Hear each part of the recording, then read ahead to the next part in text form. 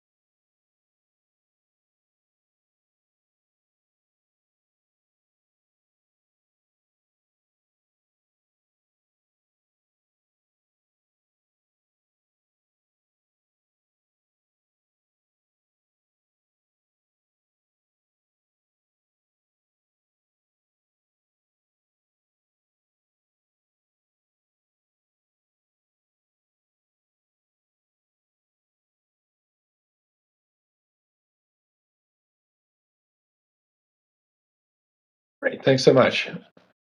Okay, everybody, welcome to the public hearing of March 1st. We're convening this meeting by electronic means, and so some folks are in person and some are at home or elsewhere electronically. Just remember to keep your video on so we can confirm quorum, and if you're going to leave at any time, just please let the clerks know so we can mark you as absent. If anybody loses connection during any time, we'll suspend the process and make sure that you get back online. All these proceedings can be viewed on live stream on the YouTube link, and that's tweeted out at Van City Clerk is the handle. As always, we acknowledge that we're on the traditional unceded territories, the Musqueam, Squamish, and Tsleil-Waututh people, and thank them for their partnership as we work toward building this great city together. And thanks also to staff. Long day for clerks. Want to recognize that, but also all the other folks that do such a great job. Over to clerks for roll call.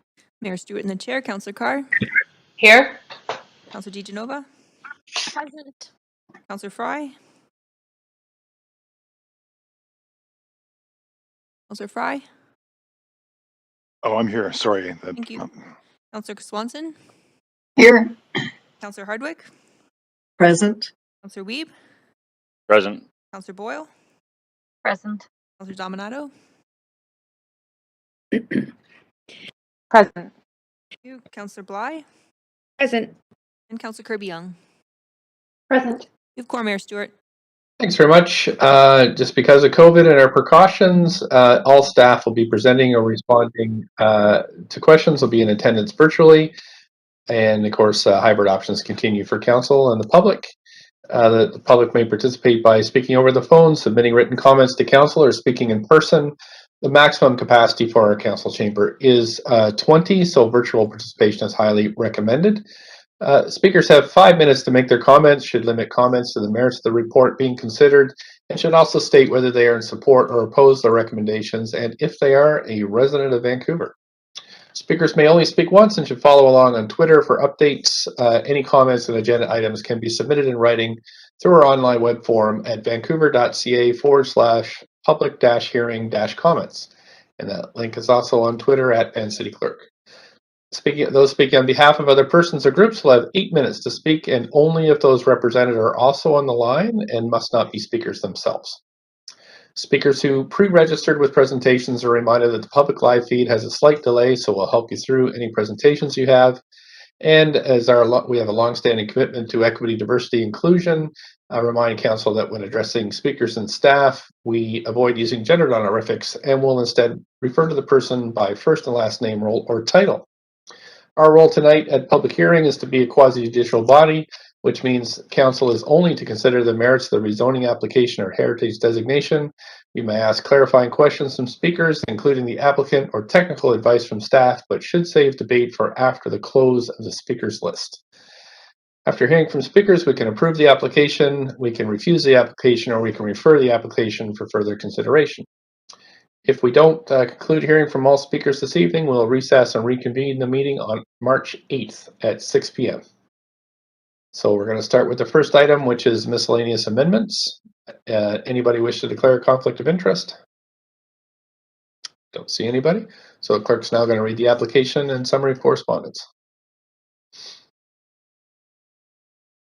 This is an application by the General Manager of Planning, Urban Design, and Sustainability to make miscellaneous amendments to the Zoning and Development Bylaw to improve clarity, update references, correct inadvertent errors or omissions, and improve the administration of the bylaws.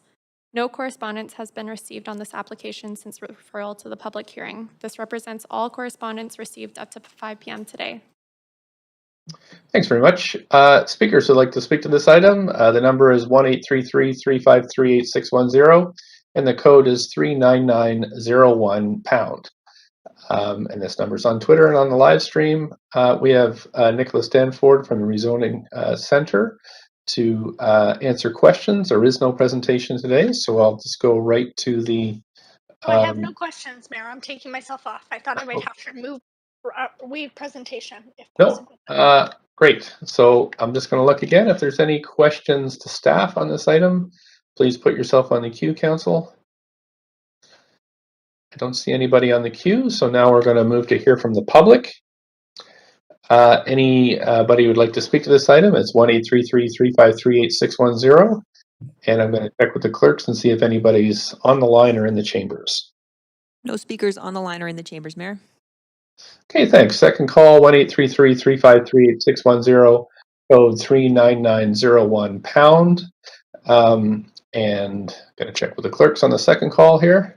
No speakers on the line or in chamber, Mayor. Okay, third call. So we're going to take a 5-minute break. It is 6:26. We'll come back at 6:31 to finish this item. See you in 5 minutes.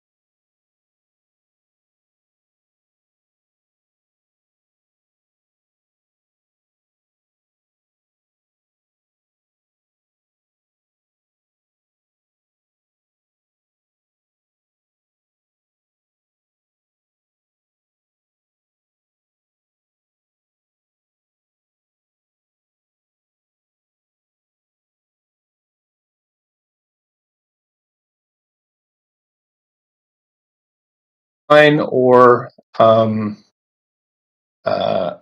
the chambers? No one on the line or in the chambers, Mayor? Great. Okay, thanks. So we'll close the speakers list, and since we haven't had any correspondence since 5 p.m., we can close the receipt of information. Just sorry, trying to find my script here. Right, and I'll ask if staff have any closing comments. No closing comments. Thank you, Mayor. Great, thanks very much. Any questions to staff from council? Don't see any on the list. Can I have a mover, please?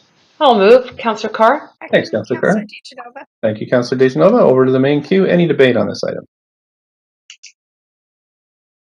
I don't see any. Great. So can I call the vote on this, please?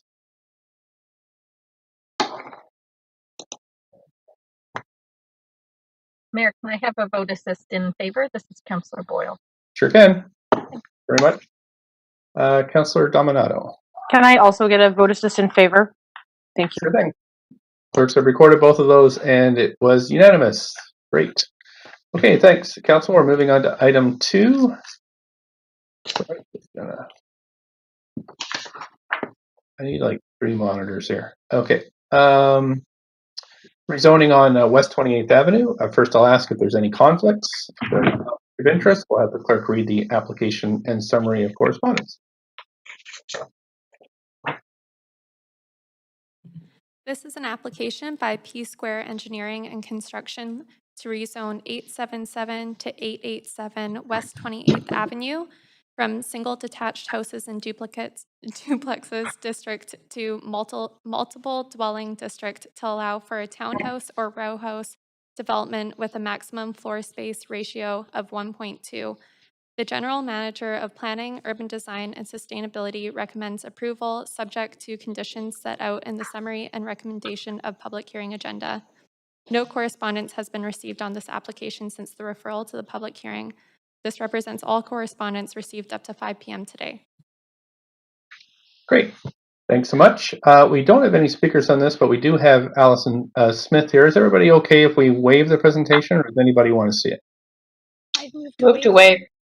Okay, if we all agree, we don't have to go through the vote, so we're fine, and I'll just move to questions, from questions to staff. I'm sorry, I've missed a part of the script here. 1 second. We have the applicant team. Is the applicant team here? Would you like to speak to the applicant? Good evening, everybody. I'm the applicant, Peyman Hosseini. I have no comments. Okay, great. Myself and the project architect are on call if there's any questions. Great. Let's move to that now. Are there any questions from council to the staff or the applicant? Councillor Swanson, please go ahead, up to 5 minutes. Yeah, I have a question for the applicant. It looks like there's 3 rental units there now. Would the current tenants have the chance to come back to the new building at 20% below market rents?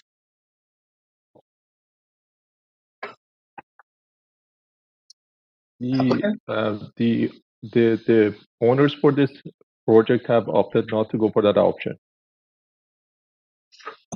So the tenants won't have any option except to move to probably another expensive rental? That is correct. I have to add that one of the tenants is the previous owner of one of the properties that has sold to the current owner, and the other tenant has been there, I think, for a couple of years. Okay, thank you. Thank you. Councillor Hardwick, staff or applicant questions? So the tenants won't have any option except to probably another expensive rental? Oh, somebody's got their It's correct. somebody has their audio on in the background. We're getting a bit of an echo. One of the Not sure who that is. Yeah. and the other. Maybe the clerk could mute everyone's mics, possibly, Mayor. Thank you for the help, Councillor Davinovich. Perhaps it's the applicant. You might have your I Council? think it's fine. Looks like it's fine now. Okay, go ahead, Councillor Hardwick. Yes, I just like to confirm that these are strata titled units, that these are not rental units. These are boilerplate RM 8A strata titled townhouse units. The question to staff?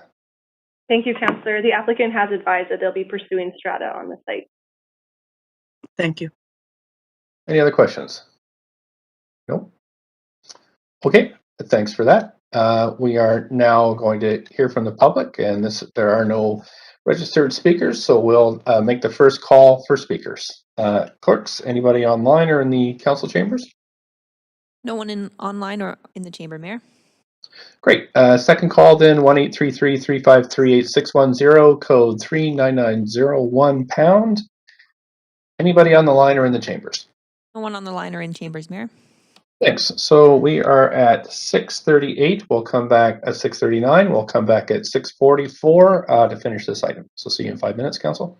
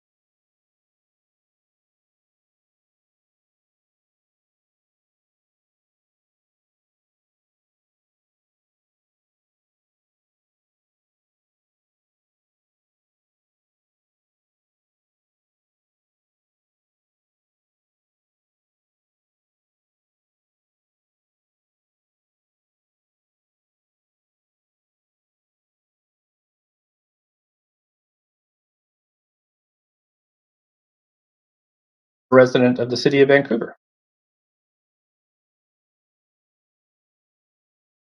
Hello, speaker. Hi. Hi there. Hi, sorry. Hi. Yeah, so I guess this is my 5 minutes, huh? Yeah, if you just give us your name and whether or not you're a resident of Vancouver, then you can just go ahead for 5 minutes. Great, thank you. My name is Naomi Steinberg. I'm a resident born here in Vancouver. I've been to several council meetings before with increasing concern as things develop around me on the Camby corridor. And in this particular case, I guess I don't have 5 minutes of things to say. I just wanted to say that it's super intense, and the hospital is being surrounded by development, which does nothing to help anybody in any kind of recovery from anything physical or any kind of mental health. And so I really don't know where you folks are at in terms of gathering actual data in terms of how many new units have been built, how many are needed, how many are still empty. I've been attending, webinars on money laundering in the Canadian housing market. So I think it's extremely important when we're in such a sensitive area and so many trees are coming down and there's so much deep excavation already happening, that because it's directly across the street from the hospital and there's more coming online a block away, 2 blocks away, all over the place, that strong consideration be given to making some courageous decisions to actually say no. And I also wish somebody could help me understand why all these notices of rezoning and redevelopment application, even though the building type hasn't been decided yet, you're limiting, you say the RM8A district allows for, and you only name 2 of the things that it's allowing for instead of naming all the other possible infills. It's very frustrating and feels disingenuous. And if there's any conscience listening to me right now, please continue doing what you can to change the way development happens in the City of Vancouver so we're not just lining the pockets of a few people. Thank you. Thank you so much. I don't see any questions for you, so I'll thank you for participating tonight and ask the clerks, is there anybody else on the line or in the chambers? No additional speakers on the line or in chamber, Mayor. Thank you very much, clerks. And so with that, we're going to close the speakers list and close the receipt of public comments, and just ask the applicant if you have any closing comments. No further comments. Thank you. Staff, have any closing comments? No closing comments, thank you. Thanks very much. Can I have a mover of the motion, please? Moved, Councillor Davinovich. Thanks. Do we have a seconder? Councillor Boyle. Thank you. Okay, we're going to move to the main queue. I see some councillors. You'll have to put your names back on. Councillor Swanson, we're in debate now. Go ahead, up to 5 minutes. You might be on mute.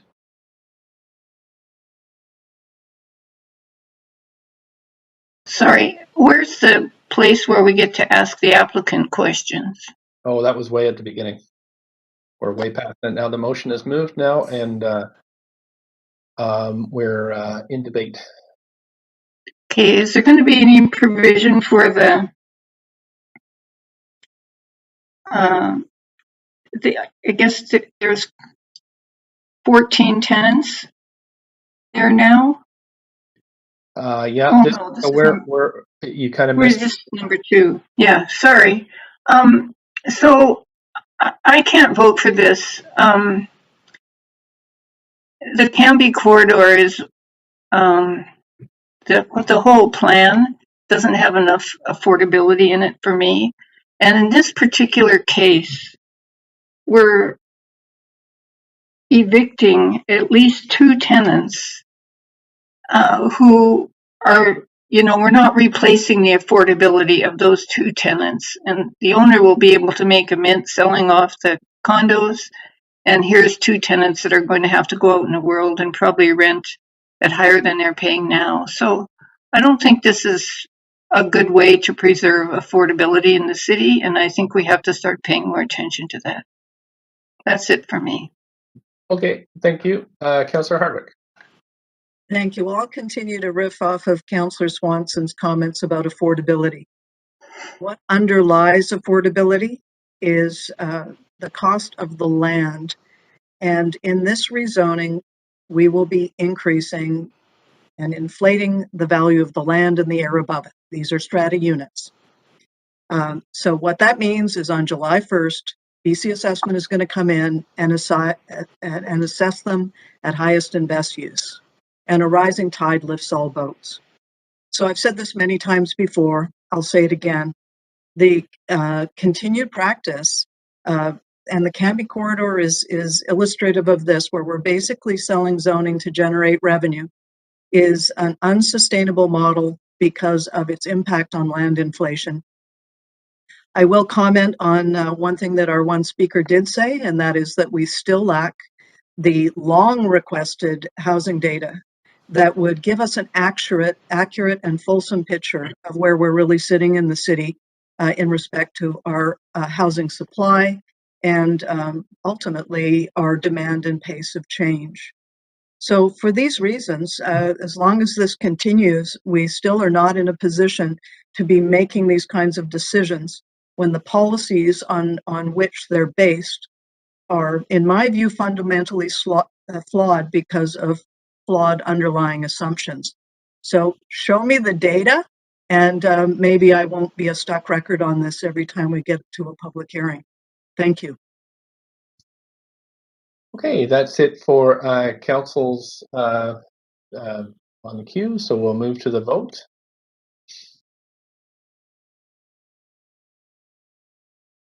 Mayor, can I have a vote assist in favor? Yes, Councillor. thanks, clerks. Councillor Boyle in favor, please. And Councillor Dominato, a vote assist in favor, please. Thank you, clerks. And Councillor Davinovich. There we go. Okay, that has passed with Councillor Swanson and Hardwick in opposition. Okay, Council, we're moving on to item 3, which does have speakers registered, and this is for West 37th Avenue. If you have a conflict, please declare it now, and I'll ask the clerks to read the application.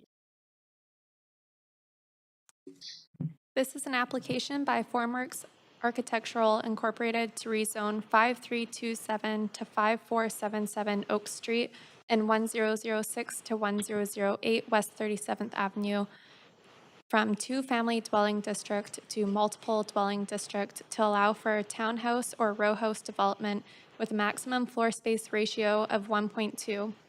The General Manager of Planning, Urban Design, and Sustainability recommends approval, subject to conditions set out in the summary and recommendations of the public hearing agenda. The following correspondence has been received since referral to the public hearing. 15 pieces of correspondence in support, 17 pieces of correspondence in opposition, and 1 piece of correspondence dealing with other aspects of this application. This represents all correspondence received up to 5 p.m. today. Thanks so much. We have Austin Norrie from the Rezoning Center with a presentation. And if we could go through that, that would be great. After that, we'll talk to the applicant. So go ahead, Austin Norrie. Yes, thank you. Good evening, Council. Are you able to hear me and see the presentation on the live stream? We can definitely see it on the, I think it's just coming up now on the live stream. We're all good to go. Great. Thank you. All right. So this townhouse rezoning application is coming forward under the Camby Corridor Plan, and it is an application under a simplified rezoning process. This simplified process was developed in order to secure utility upgrades to accommodate additional growth within the Camby Corridor. Since this proposal is to rezone the site to the RM8AN district schedule, no form of development is required at the rezoning stage. However, public feedback for the proposed form of development will occur during the development permit phase. This simplified process reduces the processing time for townhouse rezoning applications so it can reach public hearing in a shorter time period than a typical rezoning application. The townhouse rezoning application is located within the Oak Ridge Town Center neighborhood of the Camby Corridor. The site consists of 7 RT1 parcels, which are being proposed to the RM8AN district schedule. The proposal is for stacked townhouses or row houses up to 3 stories with a maximum floor space ratio of 1.2. This proposal aligns with the Camby Corridor Plan. as well as the Housing Vancouver strategy by adding to the diversity of Vancouver's housing stock. Townhouses and row houses provide ground-oriented missing middle housing with outdoor spaces. In addition, these housing types are ideal for families pursuing home ownership opportunities. The site consists of 7 duplex houses located at West 37th Avenue and Oak Street.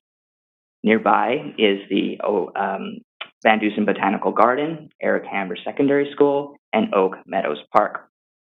Across the street along Oak are townhouse developments as well as the Oakridge Transit Center site. To the south are low-rise apartments, a seniors home, and seniors hospital. The site contains 18 rental tenancies. A tenant relocation plan will be submitted and finalized during the development permit process. The tenant relocation policy covers 14 of the tenancies on the site. To provide additional tenant protection, the applicant has decided to extend coverage to all the rental tenants. Tenant protection will go beyond the basic requirements as the applicant is offering increased financial compensation and relocation assistance. TRP specialists have also been engaging with the tenants and will be assisting in the relocation.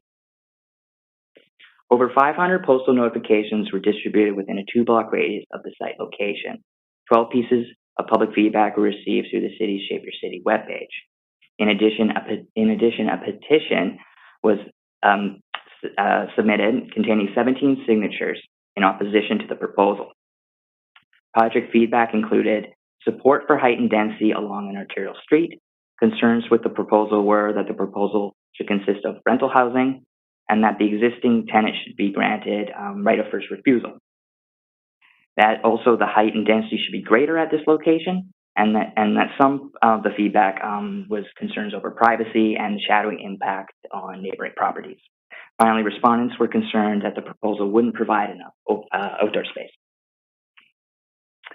Based on the public feedback and petition received, this proposal meets the height and density as set out within the Camby Corridor Plan. Through the plan, the delivery of rental housing is anticipated elsewhere through the development of unique and large sites. Examples include the Ashley Mark Co-op, Pearson Dogwood, the Oakridge Transit Center site, Oakridge Mall, and sites located in proximity to transit stations. In regards to the tenants, all existing rental tenancies will receive tenant compensation through the TRP policy. In addition, the Camby Corridor Plan allows applicants to pursue strata or rental housing as its tenure, and townhouse and row houses do provide ground-oriented family housing as well as home ownership opportunities. Finally, sufficient outdoor space will be provided through the RM8A and AN design guidelines, which include guidelines on setbacks, patio spaces, and landscaping.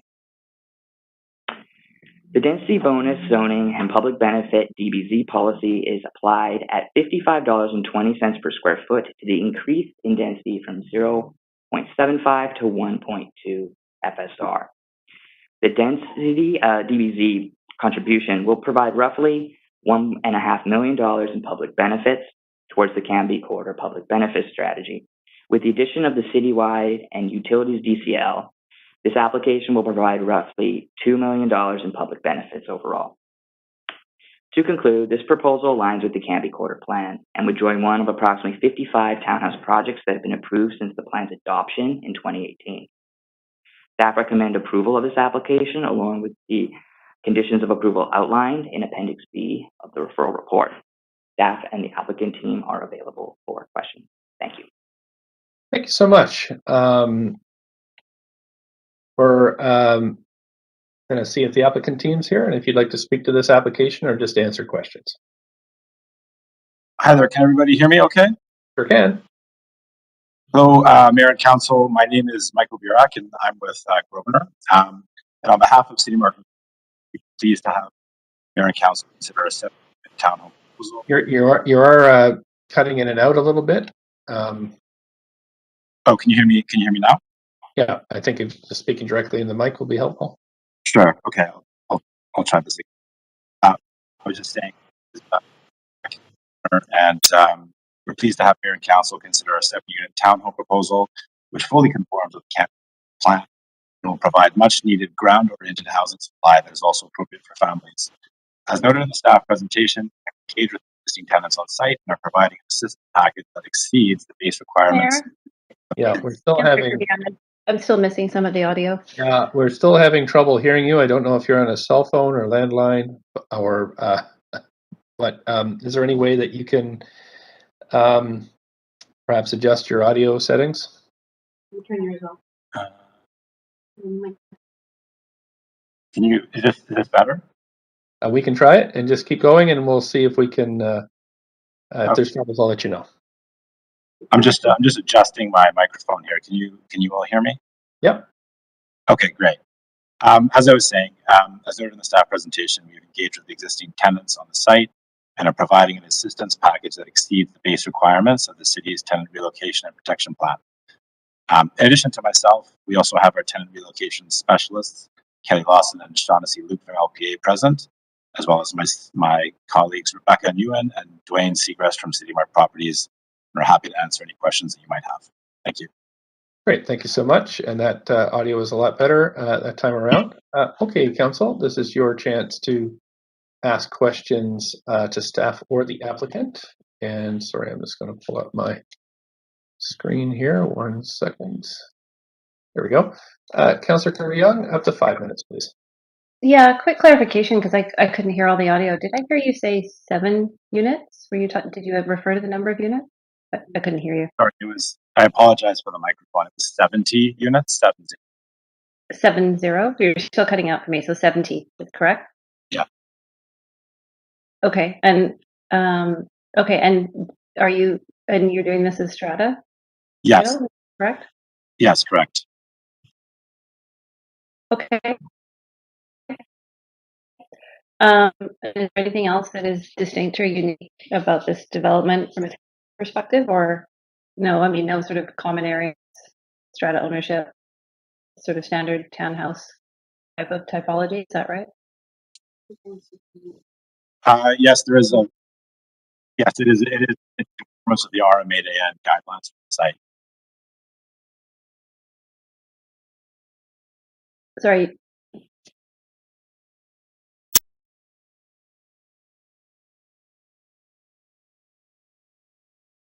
Mayor, can you hear me? Yeah, we can hear you. I got a note from my computer saying I had lost the connection. Okay, good. If you can still hear me, do we still have the applicant? Yep. Yes, still here.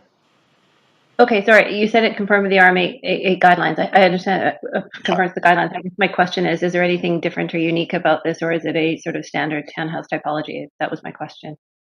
I mean, it is a standard townhome typology. We have some form of central amenity, but that would be central landscape worked out through the development permit process. Yeah, we are still having a really hard time hearing you.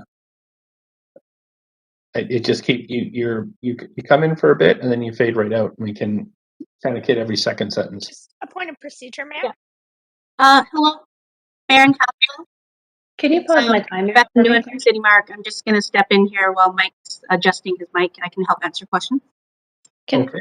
Yeah, can you pause my timer for me? Go ahead, Councillor Kirby-Young. Yep. Just a point of procedure, Mayor Stewart. It's Councillor Davinovich. Yes, Councillor Davinovich. I was just wondering if maybe it would be helpful to have a short recess to allow the applicant to come back online. Oh, we'll just keep going along. Go ahead, Councillor Kirby-Young. Yeah, I can't. I lost 20 seconds. I can't understand what he said. He said they're trying to have some type of sounded like central something. Right. You asked about amenities, and perhaps the other speaker can fill us in. Yes, so we do have a central amenity space in our application, and we're also providing a secondary pedestrian link on our southern side. A secondary pedestrian link on your which side? On our southerly side, we'll have a secondary pedestrian right-of-way for the city. Okay, I'm going to leave it there because I'm having difficulty catching it, so it's not a useful exercise. Thank you. Councillor Swanson, up to 5. Yeah, so let me get this straight. You're planning to do 70 units. There's 14 tenants there now that are eligible for the TRP, and you're not going to give them the right of first refusal to return at 20% below market. Is that correct? The applicant? Yeah, to the applicant. Open to having people from the tenants group in our early access to the sales program, but not at that rate that you state. You're cutting out, sorry. I couldn't get what you said. I think if you can hear me, this is a strata. That's all. Mayor, can I move for a recess? Like, council can't hear the applicant. I don't think that this is. We should It continue. sounds like it's a problem with the applicant's connection, their internet connection. I'd like to second that, Mayor, Yeah. to give them an opportunity to reconnect if possible. Okay, we'll take a 5-minute recess and just ask the applicants to perhaps call in. That might be better. So we'll take 5 minutes at 7:06. We'll come back at 7:11. Thank you.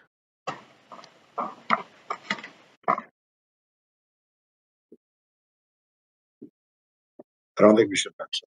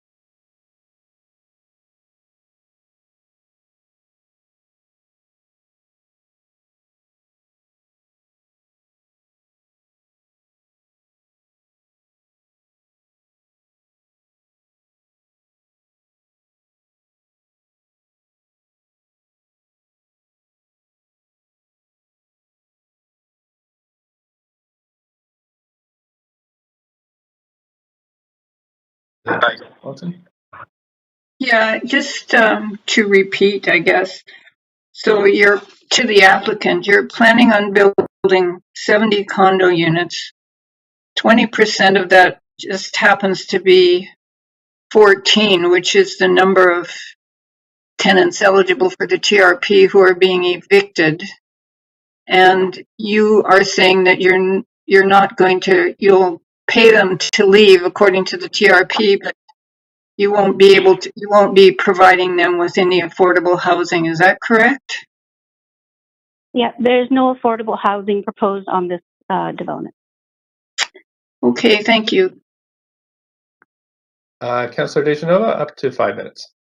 Thanks. Just to clarify and follow up, and I'll ask staff some of these questions too, but I'm just wondering if maybe the applicant could share whether or not these are strata titled units, because under the policies that apply, this was what was able to work in your pro forma, considering we currently have rental on the site, but you'd be looking to move to strata.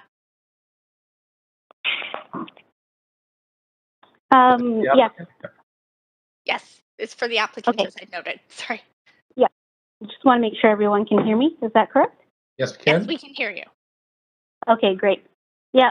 So, we can't provide rental on this site due to the limitations of density allowed on this site at 1.2 FSR. For that is going to make it unfeasible for us to do rental. We think strata townhomes are an important part of the missing middle that need to be addressed in the city as well.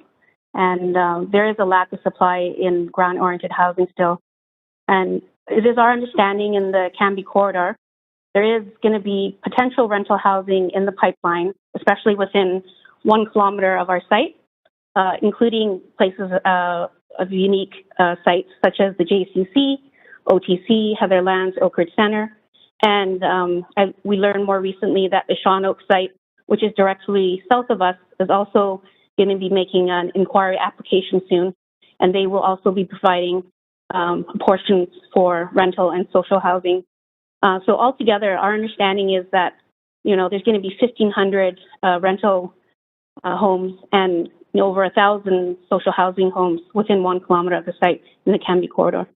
Okay, thank you. Just to clarify on my earlier question, so the current policy that you have to follow, the guidelines that you have to follow, have not made it possible for you to put the density on the site that you would need to, and that's why you've chosen strata over rental. Is that correct? Yes, that's correct. Okay, thank you. And there's a different tenant relocation policy in right of refusal when we come back with strata, just to address a question that was asked by my colleague. It's not Yes. first right of refusal. Yes, thank you. I can ask our staff that too.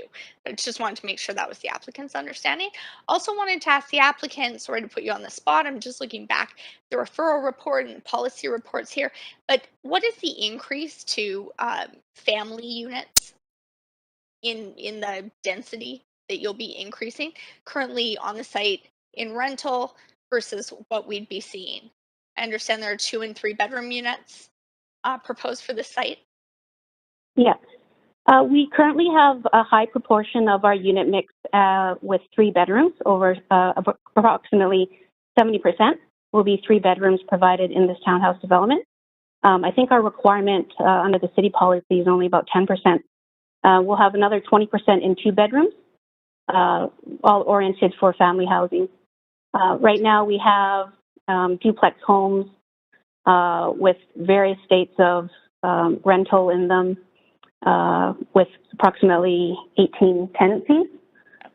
So this is substantial in increasing the amount of family housing. Is that correct? Correct.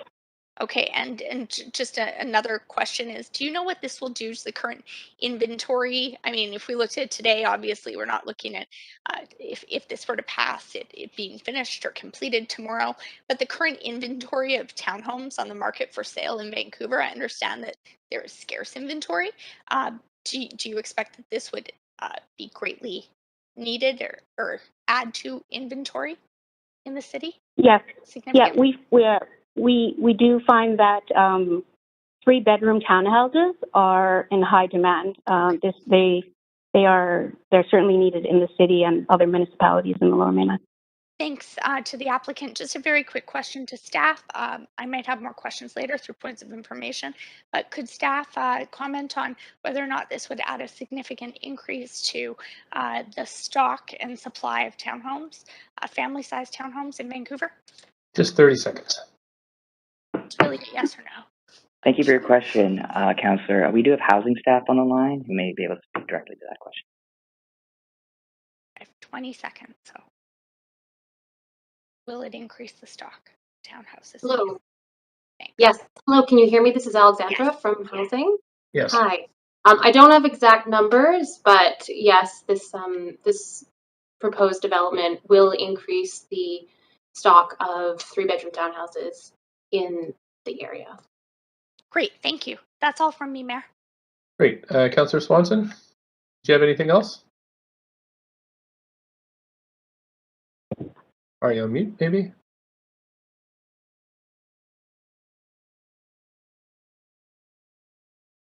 Councillor Swanson? Sorry. The applicant said that there's about 1,000 units in the immediate area of social housing coming on stream. Can staff confirm whether or not that's true?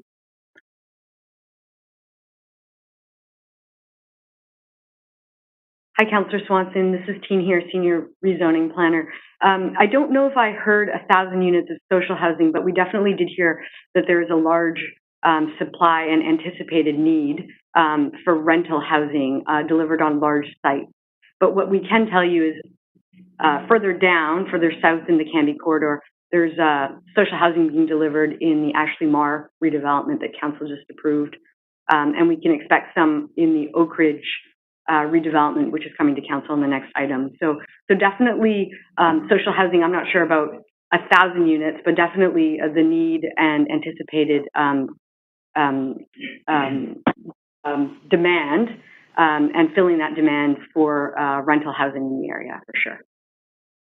Thank you. You're welcome. Thanks, Councillor Swanson. And that's it for questions. So we're going to move to the public speakers list now. Let's see. We've got, first we have Nathan Davinovich. Speaker number one, Nathan. Thank Hi you, there. Mr. Mayor and members of council. Yesterday, the BC legislature, they had a motion that the House urged the government to take meaningful action to address the record housing and rental costs in British Columbia. And one of the answers by one of the MLAs, they said that housing has no political stripes. Whatever you are, conservative, a liberal, a green, or an NDP, you have no political affiliation. Everybody needs housing. We know that this is one of the fundamental human rights issues, as well the right to housing. Well, Vision Council was the old council before you, and they have to be blamed for the bad Camby corridor plan of 2017-2018. However, this city council has no obligation to approve anything that former councils approved.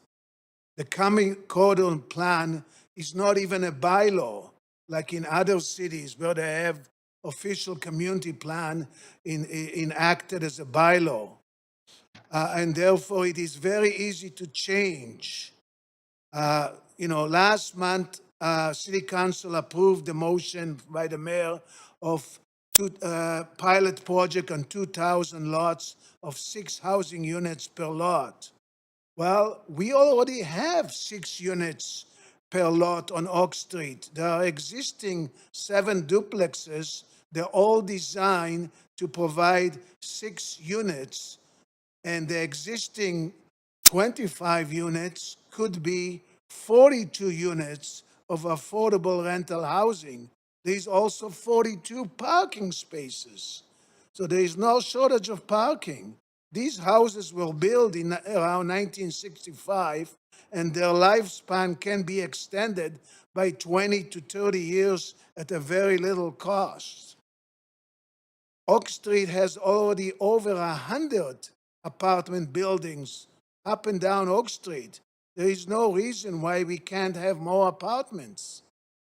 BC Housing can buy this site from the developer the same way as they've bought the site on Grandview Highway in Vancouver, on Marine Drive, in Burnaby and other places. And they can build lots of affordable housing units. I sent you various news reports of similar housing projects, and they are posted by the city clerk on the website. And there is also a good analysis by Owen Brady under other comments, and many affordable housing projects seem to be constructed under the P3 partnership, which is bad. And we need full-time housing minister like we had in 1972. Lorne Nicholson was the first housing minister in Canada. All of City Council voted for the pilot on the 2,000 lots, and all of you should vote against this project and work on providing affordable rental housing on this site. Thank you very much. Thank you. You do have questions. Councillor Swanson first, up to 5 minutes. Yeah. Nathan, you're one of the people that's being evicted, right? Yes. Me and my sister. Do you have a place to go to? Not yet. Are there other people that are upset about being evicted? Oh yeah, we all had about 3 different demonstrations at 37th and Oak to bring the matter to light, and the provincial government unfortunately does not have a minister of housing, and that's the problem. BC Housing is a Crown corporation acting like a private developer, and they pick and choose what project they want instead of just buying all the properties that are available on all the arterial streets in Vancouver and putting them what City Council wants, which is a 6-story rental apartment buildings on all arterials. So you should ask them to buy. Okay, thank you. Just to remind councillors, let's try to, and speakers, let's just try to, we are evaluating this this single project. I do understand that it's attached to policy, but let's try to just keep it within the boundaries of the discussion. Councillor Hardwick, over to you, 5 minutes. Thank you very much. Nathan, City Council, how do you think City Council is in a position to get BC Housing to buy this property? Well, I mean, you can ask the government to do that. The city has money too to the empty home tax that you have collected for years, and I'm sure if you give. Sorry to interrupt you, but you got quite a lot of media coverage on this, did you not? Did you hear at all, or do you know anyone that heard from BC Housing, based on all of the exposure that this particular instance received? No, I never heard from BC Housing, no. Let me shift my questions. I know that you're a transportation aficionado. Do you see implications with traffic problems in Oak and 37th area as a result, and proximity to Van Dusen Gardens? Yes, and I've written to the Parks Board, and here we are again, The general manager of the Parks Board does not send any information to City Council to tell them about the problems of traffic. They have to call the police department to direct the traffic because there's no left turn bays on Oak Street to get into Van Dusen. And I mean, the traffic signal there at 37th and Oak, I asked 4 years ago to change it to a regular traffic signal from pedestrian to cyclist. And the city engineer said, oh, I don't have money. Well, why don't you get it from developers? The school board is putting a new school there, Eric Hamber, the Heatherlands, Oak Ridge. There is lots of money that's being paid to the city, and the city engineer can't get that money to upgrade the traffic signal, upgrade the safety. There's hundreds of accidents along Oak Street.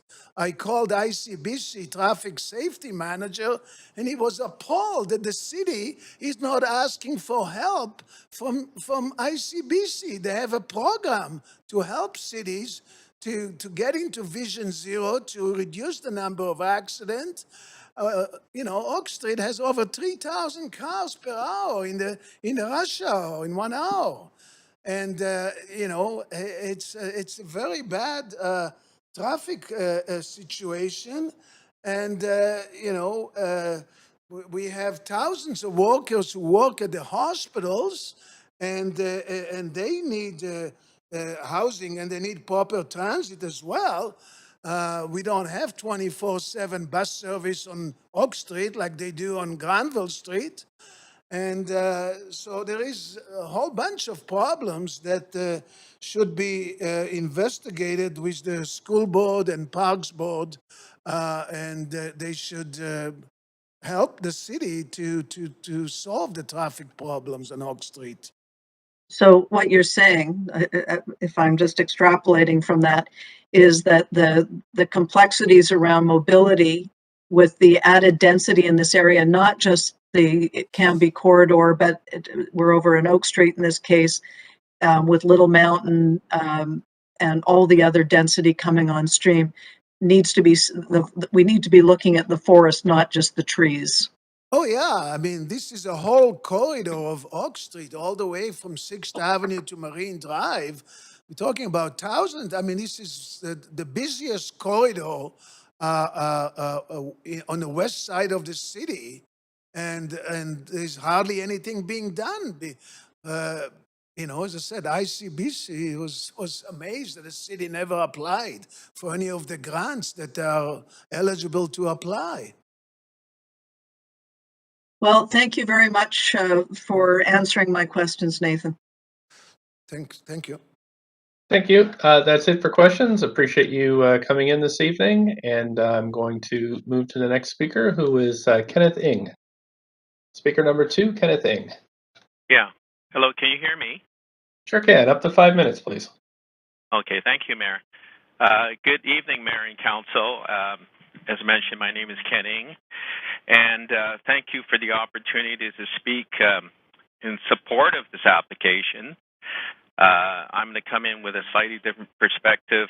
I'm a long-term resident in the city of Vancouver, actually since 1971. I live in Kerrisdale, which is very close, about 3 kilometers from the subject site, and I drive by Van Dusen Garden often, not just for the Festival of Lights, but was very glad to see the rezoning sign for the project to provide townhouses for this area. I walked around the site quite extensively, and in my opinion, there's a lot of demand for this type of housing. For myself, I've lived in Kerrisdale since 1988, and excuse me, I'm about to retire, and my wife and I are empty nesters planning to downsize. I like to stay on the west side, and the subject location is ideal in my mind. It's on a major artery, close to the hospital, downtown in Richmond, and the airport. And my wife and I like the inclusion of the ground level townhouses. I see that there's a small yard and the maintenance would be much lower compared to our single-family house. We don't know the exact pricing, but the cost would be, I would imagine, significantly lower than a house in the Kerrisdale area. Now, as I retire, and savings are hard to come by, the savings would be most welcome. And I guess I'm coming from the perspective of an empty nester. I would imagine that there would be many other empty nesters like my wife and me who would embrace this project. My kids are grown up now, but I was thinking for young families, this would be affordable housing, and there are many good schools nearby for these families. So I'm not just speaking from my own perspective and that of my wife and me, but also for younger families. And in closing, my wife and I would be pleased to see the proposed project approved. And I thank the council and the mayor for your time. Thank you so much for your input this evening. I don't see any questions for you from councillors, so I am going to move to the next speaker, who's Jonathan Sun, speaker number 3. Hi, can you guys hear me? Sure can. Up to 5 minutes, please. Yeah. Hi, my name is Jonathan Sun. I'm a Vancouver resident, and I want to speak out in support for this project as well. I as well grew up in the Kerrisdale area since the early 90s. My parents owned businesses in Kerrisdale in the 80s, and I've been just coming up to Kerrisdale since I was a little child. And then after finishing university, I actually opened up a business in Kerrisdale as well in 2015.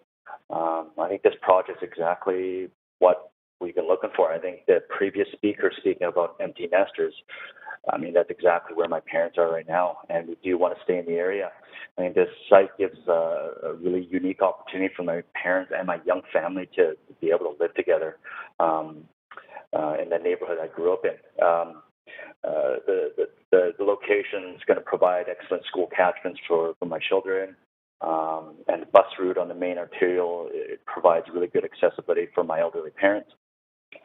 So my mother has got a physical disability with rheumatoid arthritis, where walking up and down the stairs is very difficult for her. So the prospect of having ground floor single level unit for her to live in, where my young family can live upstairs or in the townhouse portion of it is invaluable, that I can kind of be with my parents. So it's just, in closing, I just think this is the right mix of housing that is connected to the needs and incomes of families like myself. I just feel like this is exactly what we need in the neighborhood. I mean, for myself, we get to stick together in the West Side and serve the needs of my children. Excellent. Thank you, Mayor and Council, for your time. Thank you so much for your input. I don't see any questions for you, so I'm going to move to the next speaker, who is Tracy Beshara, speaker number 4. Hello? Hi there. You have up to 5 minutes whenever you're ready. Oh, hi there. Hi, good evening, Mayor and Council. My name is Christy, and I live a few blocks away from this Oak and 37th site in multifamily housing, actually. I'm here tonight to speak in support of the townhouse proposal at Oak and 37th. For me, this neighborhood is a great area to live in. It's very desirable for many families due to the parks, amenities, and great schools. Unfortunately, a lot of these families can no longer afford to live here and purchase a single-family home, myself included. This project will provide a more attainable, family-oriented housing typology for families and individuals who want to live in the area. And for these reasons, I encourage Mayor and Council to approve the project. And just as a side note, I actually take Oak Street every single day for work for probably the last 5 years. And I really don't find it a problem at all to go from basically the Oak Ridge area towards downtown. The Light Festival is a bit of an issue, but that's a really short, it's usually only 3 or 4 days that it's really crowded, and outside of that, it's really fine. Thank you so much. Thank you. I don't see any. Oh, Councillor Davinovich has questions for you. Go ahead, Councillor Davinovich. Thanks very much. Considering this council has made commitments and the previous council before it to missing middle housing, and last I checked, there was a scarce number of townhomes on the market in Vancouver. I'm wondering if you feel that the way to increase that stock is by adding supply. Oh, of course. I mean, absolutely. It's just crazy out there. Everybody's looking, and it's great to have rental, but everybody, if there's, a lot of people have a fortunate situation where they get maybe a small down payment or they've saved really hard, and if you can afford to buy and enter into the market so that you could pay yourself and maybe that's your retirement at the end of the day, I think, that's really great. So it's important to have that smaller typology that can allow people who you still need a lot of money, but a little less money to be able to get into the market. Yeah, sorry, I didn't mean to cut you off. I was going to ask if you had mentioned that you feel that you're being outpriced, or I should say, from the market. Do you feel that we will, this is a piece of the puzzle, but we need to move forward with more supply of this type of housing before we will see I suppose this type of housing become more affordable?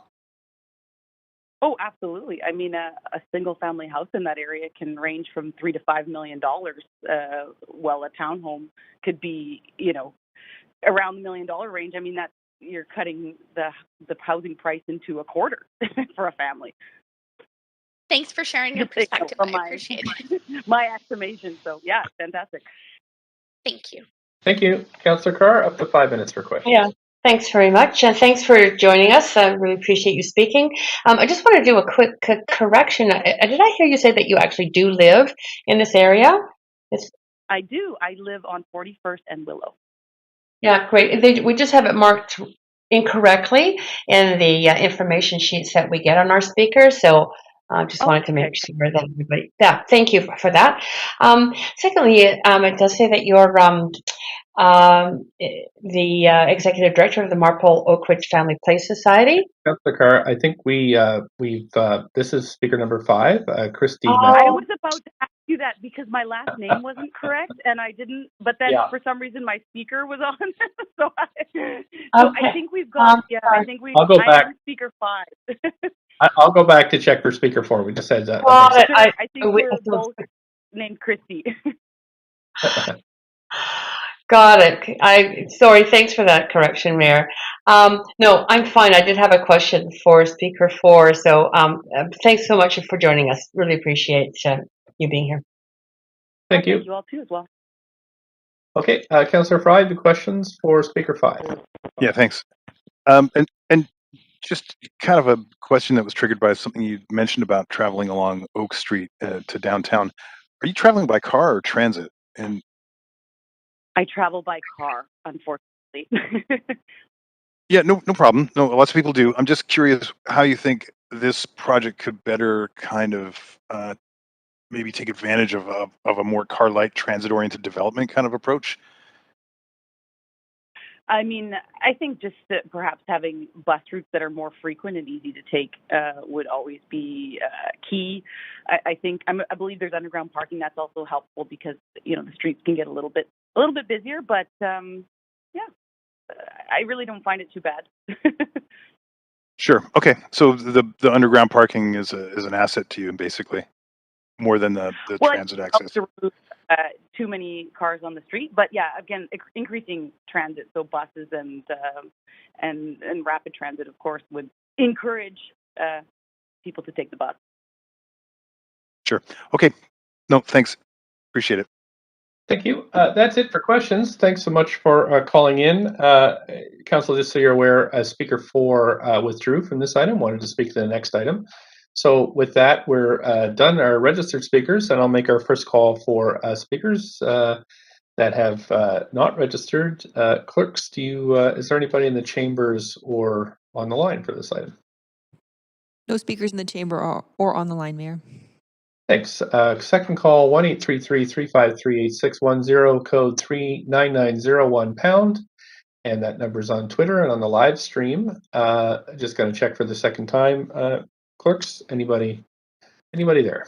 No speakers in the chamber or on the line, Mayor. Okay, this is the third call. We're at 7:42. We'll come back at 7:47 to finish this item. See you in 5 minutes, Council.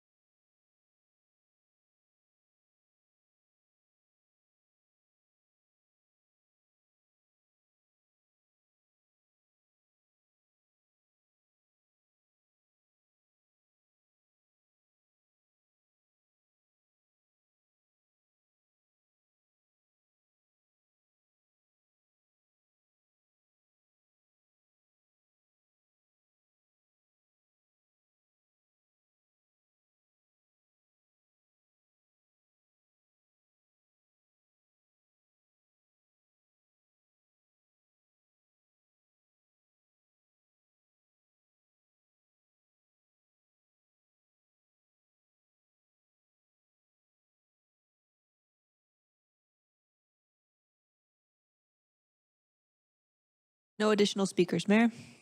Thanks. So we're going to close the speakers list. And since we've had little or no correspondence after 5 p.m., we're going to close the receipt of public comments and just ask the applicant if they have any closing comments.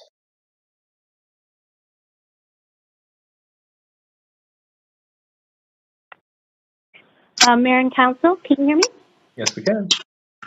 Yeah. I want to thank you all for your time tonight and reiterate that, we are working with our tenants, particularly Nathan's sister, who is a tenant. Our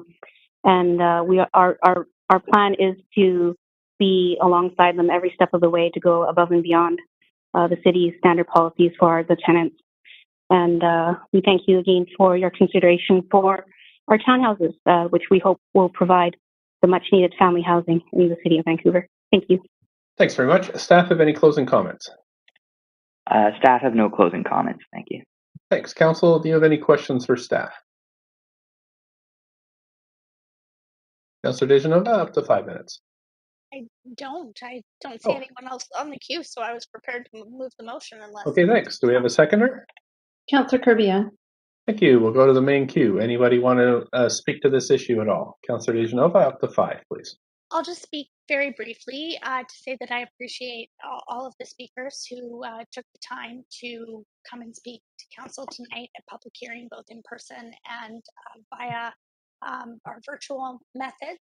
I do think that it is important as we move forward that while we balance affordability, and I think that it is unfortunate that we are losing rental in this on this site, we also have to look at our policies. So I heard loud and clear from the applicant that our policies do not make it viable in a pro forma to build the density that they need to build.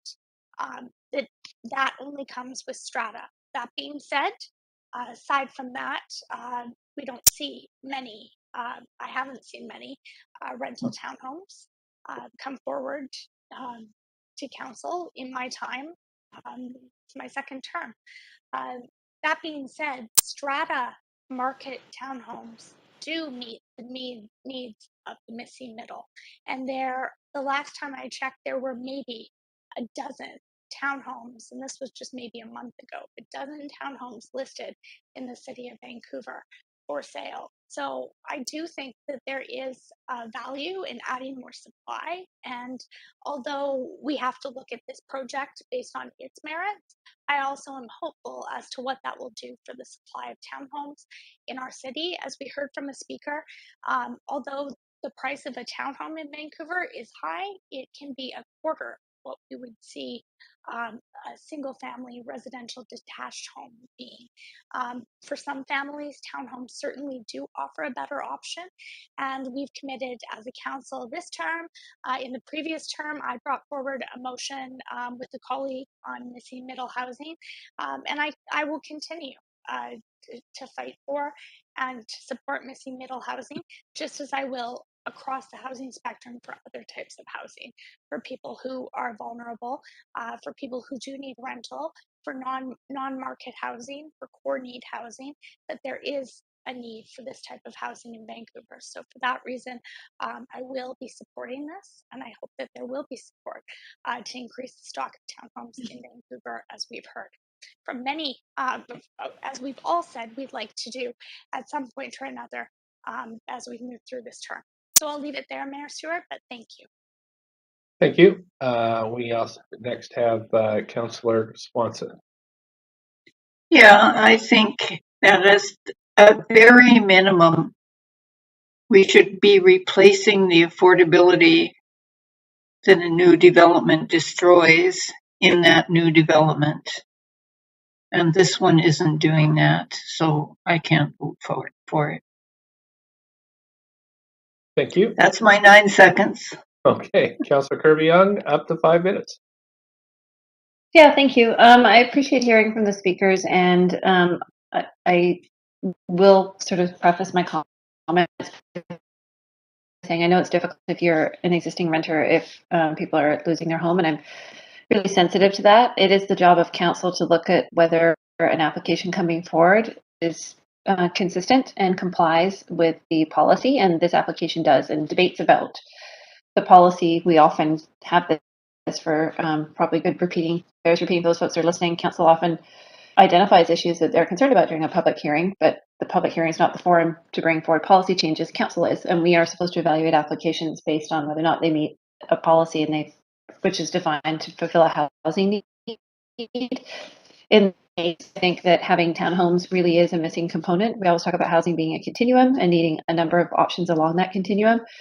And this checks a number of boxes for me. We heard from a couple of speakers that talked about downsizing, that their parents could sort of age in place in their neighborhood, which is really important when people are at that point in their life, to keep the family and the neighborhood connections, and they would be able to do that. And we also talked about the other end of the spectrum where young families could look at this choice where they're necessarily be able to put themselves into a single family home, because that is out of reach for so many people in Vancouver. And so I think it is council's job to provide housing along the continuum. When I think 70 lots is now going to be replaced with 70 townhomes, that means 10 homes, whereas previously, you might have had one, for example, in a single family, notwithstanding whether or not you moved to a duplex or not. But just looking at that in terms of just illustrating the ability to bring more homes in, and also the fact that their family units, a multi-bedroom, which we also hear is a challenge in the city.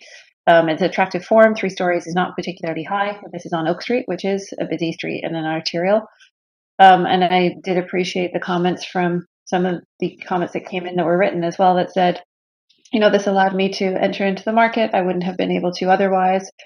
Lots of apparently welcoming comments from folks like the executive director of the Jewish Community Center and others, where people are looking forward to tap in and being part of this community that has a number of family benefits, from parks to community centers and other things. So I think it's a good project for that reason. I think townhomes are a needed form. I don't think we have enough of them, and I think they're snapped up as soon as we put them in the pipeline. So I'm happy to support it. Thank you. Thank you. Councillor Carr.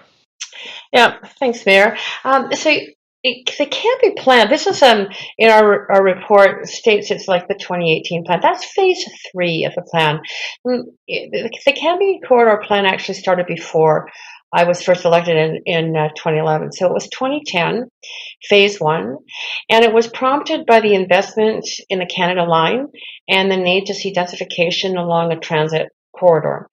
Phase 2 was in 2011, the first year I was on council, and there was major development on streets, and I saw an incredible amount of speculation driving up prices. I think there was one lot that was trying to be in an assembly that there was a holdout on it, and I think it went for over $10 million, one lot. I mean, it does increase speculation, land prices, and thus housing prices, no doubt about that. Phase 3, which is what this report is based on in terms of policy, is ground-oriented housing, and we're seeing BRT zones turn into RMAN zones, and sort of the kind of a pre-zoning. We've had a lot of them over the course of the 3 years that we have all been on council, and it does fill a gap in terms of the spectrum of housing needs. Do I think we need more affordable housing in the city? Yes, absolutely. It's a crisis. Do I think we should be replacing the affordable housing that's in place equivalently with affordable housing when development occurs, as Councillor Swanson suggested? Yes, it's not the policy that's on the table right now, but I think it's a policy that we should be considering in terms of ensuring we don't lose affordability as we develop new housing. This proposal does comply with the policy. Therefore, I am going to support it.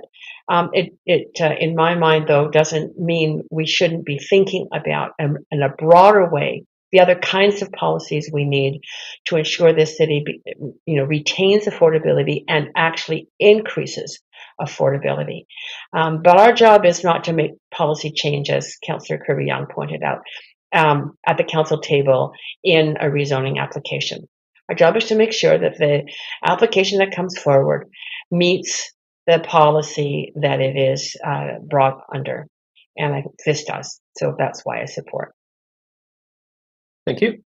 Councillor Hardwick. Begs the question, do wrongs make right, repeating them? I just struggle with in what universe increasing land value will make things more affordable for anyone. A rising tide does, after all, lift all boats. So land inflation will make it, just unfeasible to be developing affordable housing. So I think we should just get that out of the way in our discussion. In this particular case, I just wonder if with an FSR of 1.2, if it could not have supported building rentals. We have seen rentals built at this FSR and other locations. But again, I think it's pretty clear that going back to roughly, it was back in 2009, so preceding the Camby Corridor Plan, where the city changed its business model to regularize the revenue streams which is essentially what I call selling zoning, which is what we've seen repeated as a pattern. So to me, it's putting out fire with gasoline, but here we are, we continue. And I will continue to express my resistance. Thank you. Councillor Wade. Yeah, I will be supportive. I do think there's an opportunity to create better south-north pedestrian public realm, recognizing connecting to Van Dusen, and obviously the site to the south will be redeveloped. I'm also concerned that we are seeing these properties valuation increase by almost 50-fold in the assessed versus the purchase price, and then as well, we're not being able to capture as much of the land lift to be able to deliver the amenities, and we are amenity short here in the city of Vancouver. So I hope to look forward at opportunities for us to really be able to deliver the public amenities needed. I'm hoping the proponent here does as much as possible to create a good public realm, better north-south pedestrian, as well as along 37th, which is a really important bike route. So I hope there's opportunities to create a really good little community in this project, but I think we need to really revisit opportunities for us to deliver amenities and capture a little bit more of the valuation on projects like this, but I will be supportive. Thank you. That's it for comments from council debate. So we'll move to the vote on this item.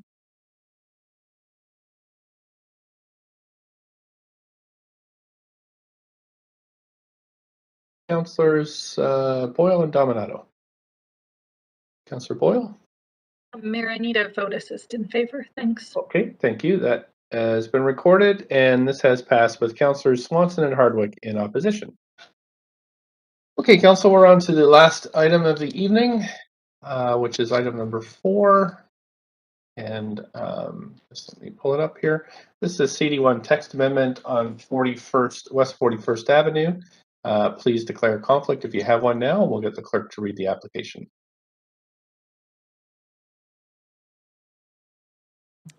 This is an application by Henrique Partners Architects to amend CD1 district for 650 West 41st Avenue.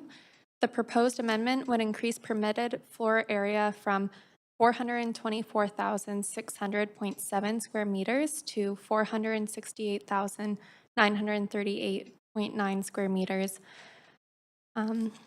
Increase permitted for floor area. Oh, sorry, I said that. Increase the maximum floor space ratio from 3.71 to 4.1 and increase maximum building heights to allow the additional development of 283 market rental units, 130 moderate income rental units, and additional office space. The General Manager of Planning, Urban Design, and Sustainability recommends approval, subject to conditions set out in the summary and recommendation of the public hearing agenda. The following correspondence has been received since referral to public hearing. 24 pieces of correspondence in support, 7 pieces of correspondence in opposition, and 1 piece of correspondence dealing with other aspects of the application.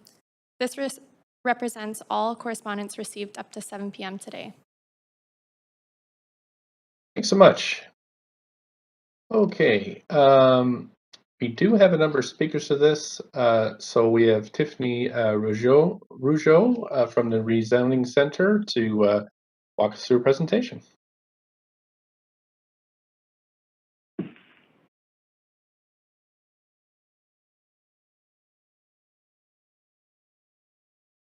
There we go. Good evening, Mayor and Council. My name is Tiffany Rougeau, and I'm the planner for this application to amend CD11 650 West 41st Avenue to allow for the additional development of rental housing and office space on the site. This text amendment is being considered under the July 2019 Issues Report on intensification of large sites to include moderate income rental housing. The subject site, shown in red, is 28 acres in size and located at the southwest corner of Camby Street and 41st Avenue, immediately adjacent the Oak Ridge 41st Avenue Canal Line Station. The site is zoned CD1-1. The immediate area consists of high and medium density mixed-use buildings with residential, office, and commercial uses. There are a number of active rezoning applications and recently approved rezonings under the Camby Corridor Plan in the vicinity, with developments ranging from 14 to 33 stories. The site is centrally located close to a number of significant green spaces, including Columbia, Tisdale, and Queen Elizabeth Parks. The site will also be connected to the Canada Line as part of this redevelopment. The R4 Rapid Bus along 41st Avenue provides access to UBC and Joyce Station. As noted on the map, there are nearby schools, childcare facilities, and other amenities within walking distance. The site is located in the Oak Ridge local area in the center of the Oak Ridge Municipal Town Center, which the Camby Corridor Plan envisions as a vibrant hub of services and amenities with significant new affordable housing and job space for the city and region. The site was previously developed with approximately 750,000 square feet of retail and office space. Oak Ridge Center housed the Oak Ridge branch of the Vancouver Public Library as well as the Oak Ridge Senior Center. Currently, the site is under construction following current zoning and development permits. Oak Ridge Center was the first rezoning in Vancouver and dates back to 1956. It was the first auto-oriented shopping center in Vancouver. In 2007, Council adopted the Oak Ridge Center policy statement, which envisioned a mixed-use sustainable development of the site. The CD1 bylaw has been amended several times over the years. Most significantly, the current vision for the site was approved by Council following a public hearing in 2014. Council approved amendments to the CD1 to enable a substantial redevelopment of the site in accordance with the policy statement. The redevelopment would expand retail, service, office, and civic uses and add more residential space. Public benefits secured through the 2014 rezoning included 290 units of social housing, 290 secured market rental units, a 9-acre city park, a civic center containing a new community center, library, senior center, performance spaces, and a 69-space childcare facility. Following the 2014 rezoning, the project proceeded through a preliminary development permit process to refine the master plan. As the project has since progressed through development permits, a number of minor adjustments were made to the CD1 bylaw, with the latest amendment enacted in June 2020. Currently on site, construction is in progress for the first phase of the redevelopment. This text amendment is being considered under the policy framework of the Issues Report on intensification of large sites to include moderate income rental housing. In July 2019, Council directed staff to consider additional height and density on major project sites like Oak Ridge Center to support the addition of rentals housing, including a 25% target on the new rental floor area for below market rental units. The proposed below market rental units are targeted for individuals with annual household incomes between $30,000 and $80,000. The addition of new below market units to the city's inventory will contribute towards the Housing Vancouver targets. The Employment Lands and Economy Review, launched in 2019, is also considered for this text amendment. In October 2020, Council approved the ELER Phase 2 report, which identified emerging directions to help guide future planning and a series of quick start actions to intensify job space in key areas. This work included key forecasts for employment spaces across the city, taking into account the effects of the COVID-19 pandemic. Through this work, Oak Ridge was identified as a key area for job space growth over the long term. In 2007, Council adopted the Oak Ridge Center policy statement, which envisioned a mixed-use, sustainable redevelopment of the site with a greater intensity of housing, retail, and office uses that takes advantage of the Oak Ridge Center's excellent transit accessibility and adjacency to parks and public amenities. Within the Camby Corridor Plan, Oak Ridge Center is designated as a major project site within the Oak Ridge MTC with its own planning process. The vision for the Oak Ridge MTC is to enable more diverse housing types to meet the housing and affordability needs of a diverse population, to provide job space, allowing people the opportunity to live and work within their neighborhood, and to provide a built form that reflects the regional importance of this location. There's a lot of history to this site, but the application before you tonight is a text amendment to deliver new rental housing and office space. The Oak Ridge Center development includes 15 buildings of varying heights. Changes proposed in this application affect 9 buildings, identified in yellow on the map. The remainder of the development, including the overall site plan approved in 2014, remains unchanged. An increase in floor area of 477,253 square feet, an increase in FSR from 3.71 to 4.1, and heights up to 97 feet are all proposed to accommodate this new rental housing and office space. Per the July 2019 issues report, the application builds on the 2014 rezoning by proposing an additional 266,031 square feet of new market rental floor area and 108,346 square feet dedicated for below market rental housing. This application would create an additional 283 market rental units and add 130 below market rental units to the project. These units will be spread equally between buildings 5 and 10, and these buildings are shown in red on the map. A question was raised from Council about creating more affordable housing with this application. Staff worked with the applicant to maximize the potential for below market units here. The minimum requirement is for 25% of the new rental floor area to be rented at below market rates. This application exceeds this requirement as 49% of the net new rental floor area proposed is for below market rental. If approved, the total site, including previously approved rental, would deliver 573 market rental units and 130 below market rental units, all secured through housing agreements. This table compares the average below market rents versus ownership options and market rents in new buildings. When compared to home ownership costs, market rents, and in particular below market rents, provide a more affordable alternative to home ownership. In addition, rent increases for below market units are permanently limited to the Provincial Residential Tenancy Act maximum, even after a change in tenancy. In addition to the new rental housing, the application also proposes 386,176 square feet of new office space in the Oak Ridge MTC. Office, shown in blue on the map, is distributed throughout the site. In addition to the employment lands and economy review work, the Oak Ridge policy statement contains a key planning principle to increase the amount of office space on the site to serve local and citywide needs. Oak Ridge Center's central location on the Canada Line provides an opportunity to grow the city's stock of major employment hubs outside the downtown peninsula, allowing people the opportunity to live and work within their neighborhood. In order to accommodate the new rental, residential, and office space, the project has reduced the previously approved retail and strata floor area. The following form of development is the result of adding rental and office.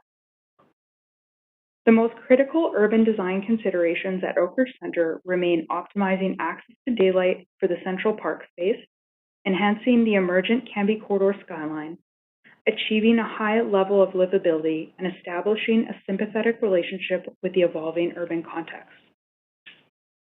As the July 2019 issues report allows for the consideration of additional density and height to support the addition of rental housing, the application proposes changes to form and expression beyond which was contemplated in the 2014 rezoning and the Oak Ridge design guidelines.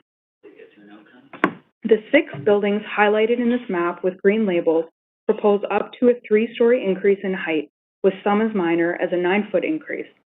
All buildings noted in this rezoning are proposed to increase in height in order to accommodate additional residential units and office floor area.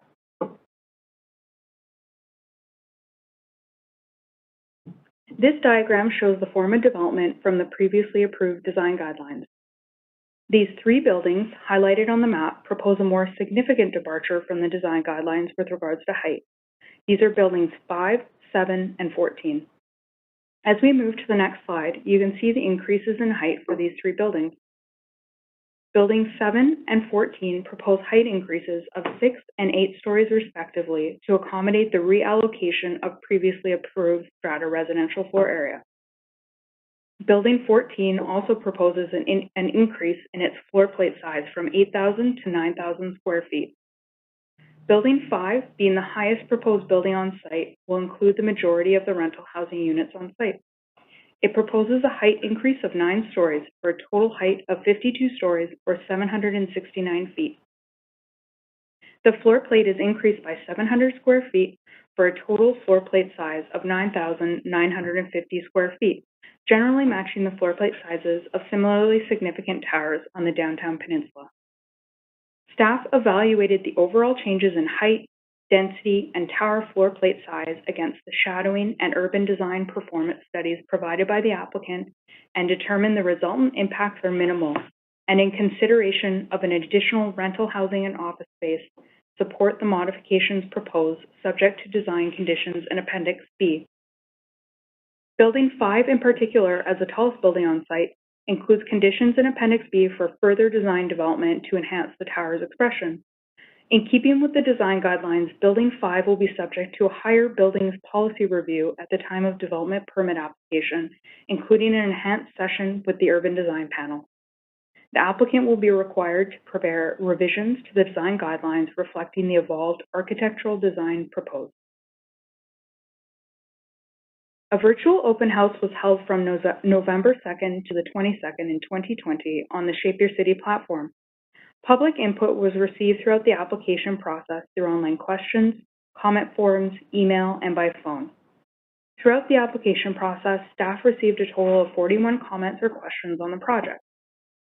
Overall feedback included support for the building height, density, and context, increased rental housing, building design, proximity to transit, and the addition of affordable housing units.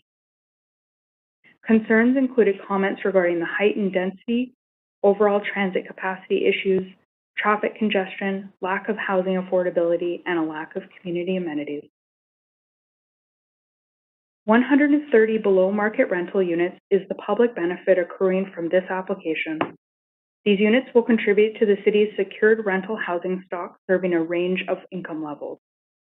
An additional 46,577 square feet of social housing floor area is added in this application to better meet the city's housing design and technical guidelines, increasing the size of the previously approved social housing units.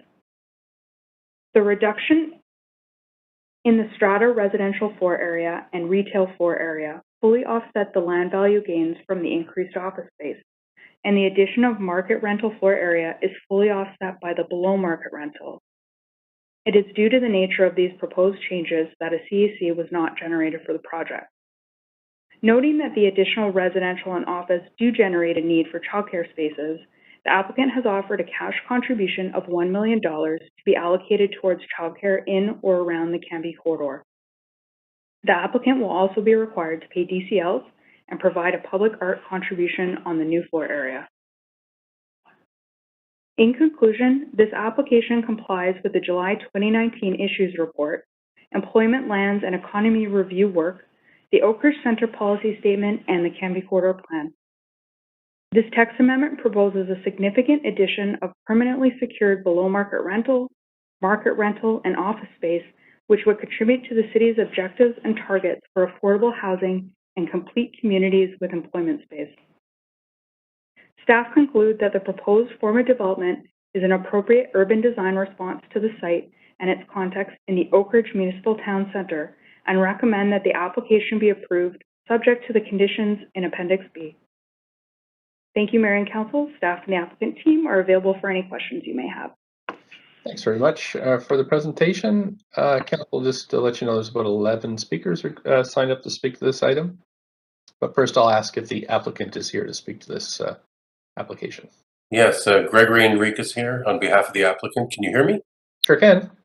Great. I have a very short presentation I want to share. Can I try and put it up now, please? Sure, we'll get the clerks to do that for you. See if I can do it here. Here. Oh, wrong one? This one over here? Yeah. I'm really bad at this, sorry. Share. There we go. All right, can you see it, guys? It's just coming up now. There we are. Yep, it is up. Great.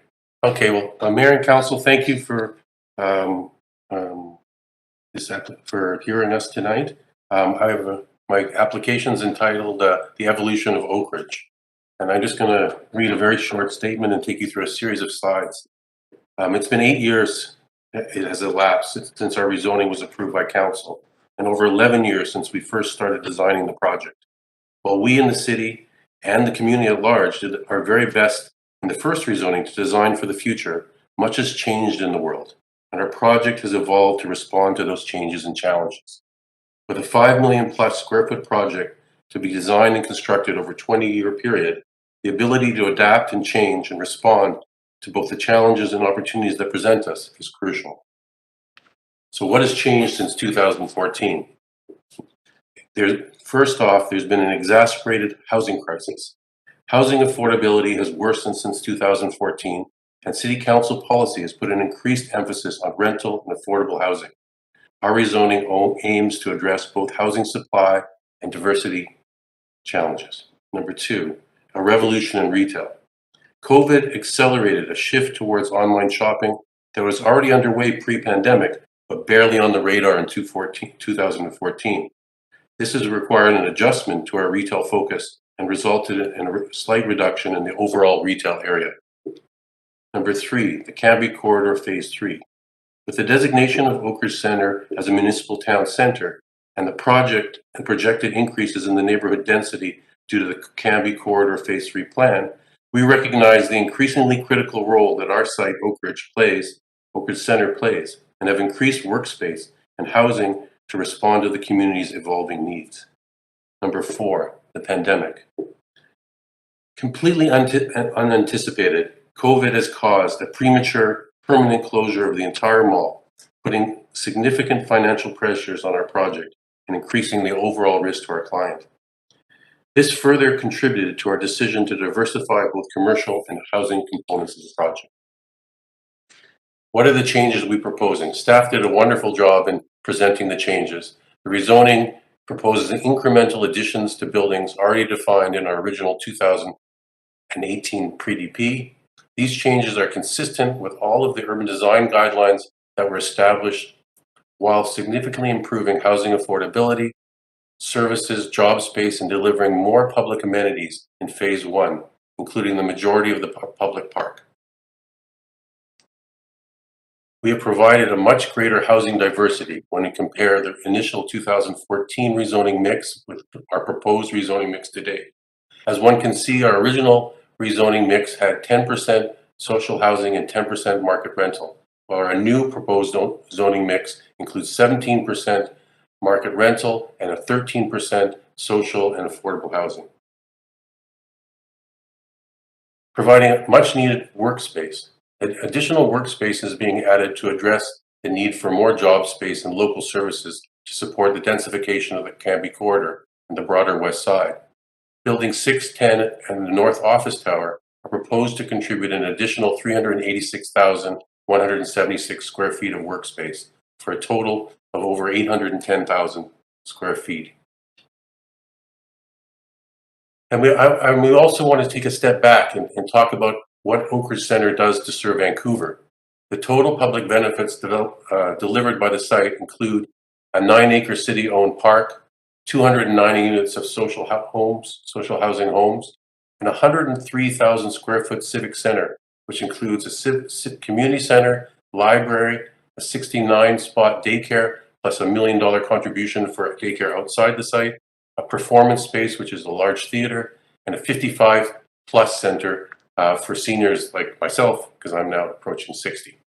As well, this proposal adds an additional 386,000 square feet of job space, 266,000 square feet of rental housing, which converts into 283 homes, and 108,000 square feet of more affordable housing, another additional 130 homes.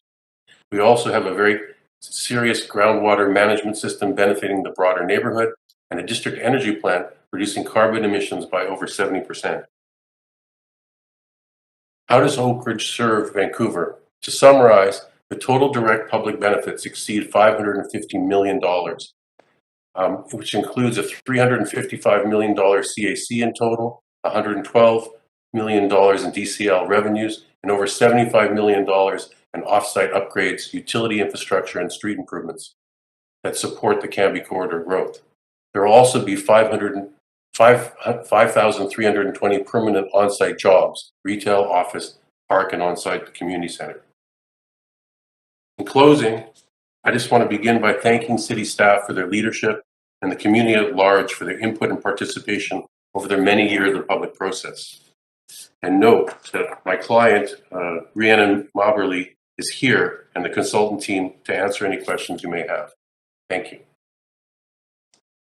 Thank you so much for your presentation. With that all in perspective, and now I'm going to ask the council if they have any questions for the staff or applicant on this.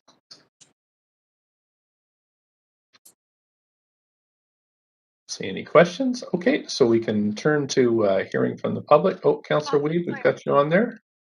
Yeah, just a quick question. What was the calculation utilized for the $1 million towards daycare? Is that the staff or the applicant? That's the applicant. Okay. I'm assuming the applicant put forward the 1 million CAC, or is that because that's what it sounded like from the presentation? So recognizing the need in almost 500,000 new square foot and the need for daycare in that area, 1 million doesn't seem to be suffice. So I'm just wondering where that number came from. Rhiannon, are you here to answer that question, or should I jump in? Oh, I can answer, Gregory. It's Ian Duke with West Bank. The analysis on the CAC for the project resulted, I think staff kind of summarized it. It didn't produce a CAC on the... Sorry, you're very muffled. We're having a hard time hearing you. Is this better? A little bit. Okay. The CAC analysis, which we undertook with city staff and real estate services, established that there was no CAC generated by this rezoning through the pro forma analysis. And so the $1 million was an offering made by the applicant to address and recognize the fact that the Camby, this part of town and the Oak Ridge node would probably require more daycare as it builds out, but that some of that daycare may need to be provided on other sites as they develop along 41st and along Camby. So we made $1 million voluntary contribution. That's sort of in addition to anything that was established in the pro forma analysis. Okay, and in the pro forma analysis, can you outline what was the in-kind that 130 affordable homes are, and can you talk a little bit further about what type of affordability we would see in those homes? They are at the 130 homes are at one moment at 80% of average market rents, so it's equivalent to the level of affordability that the city has been looking for in moderate income rental projects. So these would be MERP. So these would be, are these rent controlled units? And what was the in-kind utilized in the CAC pro forma evaluation? So what was the in-kind value that was tied to these in that? So I'm not sure I fully understand the question in terms of... So in the pro forma to calculate the CACs, there was obviously a determination of the in-kind value of this affordable housing. I'm just wondering, can you let us know what that in-kind value of the affordable housing units are, and are they rent controlled? The units are rent controlled. They'll be subject to a housing agreement and entirely consistent with the housing agreements that are utilized on other moderate income rental projects, other MERP projects. And what was the evaluation used? Yeah, I'm not prepared to answer that right now. It was like about a 9-month process with real estate services going back and forth. We had Ernst & Young was brought in to do an independent analysis of the entire rezoning, which included consideration of the reduction in strata residential density, the inclusion of new market rental density, and then ultimately an offering of a number of units of moderate income rental units. Our initial offering on the moderate income rental units was somewhat less than the 130. I think we were at about 90 or 95 units. And as a result of back and forth with staff and real estate services, we ended up increasing our offering to the 130, which at the end of the day was considerably more than the policy statement that we were aiming to be in compliance with would have required. Okay, that's helpful. Thank you. Thank you, Councillor Hardwick. Up to 5 minutes. Questions to staff or the applicant? To staff. Okay. My understanding is that the affordable or social housing under our definition should comprise 20% of the development as outlined in the city's policy for this type of housing within a large project.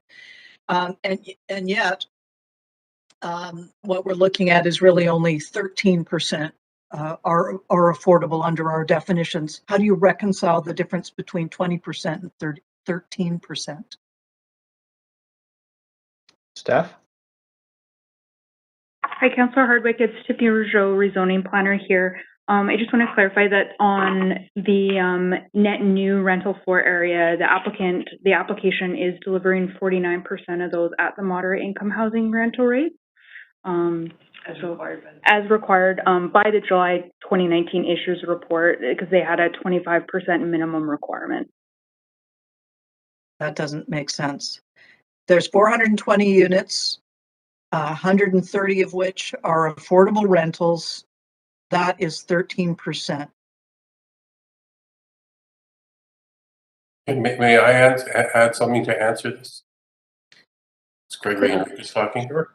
Yep. Okay, because traditionally on these large sites, the housing component usually deals with most or all of the CAC component, whereas on ours we have other components to the offering of the CAC, which includes the 9-acre owned park, includes the 103,000 square foot civic center, the community center, daycare, library, things above and beyond what are traditionally done in that ratio of 20%. And so the entire CAC, that's why we did our presentation, to try and elucidate the broader offering. Okay, so that's your rationale, is that, put aside the 20%, we're offsetting it with other amenities. So we're taking that away from the social housing allocation. That was the request of the city back in 2014. That was an ask from the city. Well, again, I remember this right back to the very beginning and have watched it roll out. But that's really at the heart of my question there, and I know what the answer is. In terms of the towers, Building 5 is still a concern. I had a look at some of the questions that came in from the Residents Association. Could you address Building 5 in particular and the city's policy to allow for such significant increases in density for rental units in that case? Building 5. That's to the applicant? Councillor Hardwick? That's to me or staff? Okay, well, either or. I'm imagining that staff are the ones that would have been listening to the residents and read. All of council received the letter from the Residents Association, and this was one of the items. So to staff about 5 towers. About Building 5. Yeah. Okay, staff?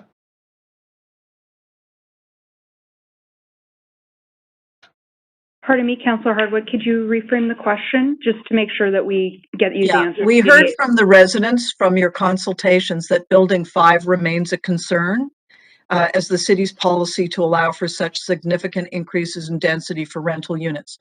So presuming that that we have, and again, council all received the same email that I'm quoting from here that listed the issues for the Residents Association, and Building 5 was one of them. So that's my question back to you. Are you addressing the concerns? That's one of them. Another one is that's on page 3 under towers. There's also page 6 under shadowing was another concern.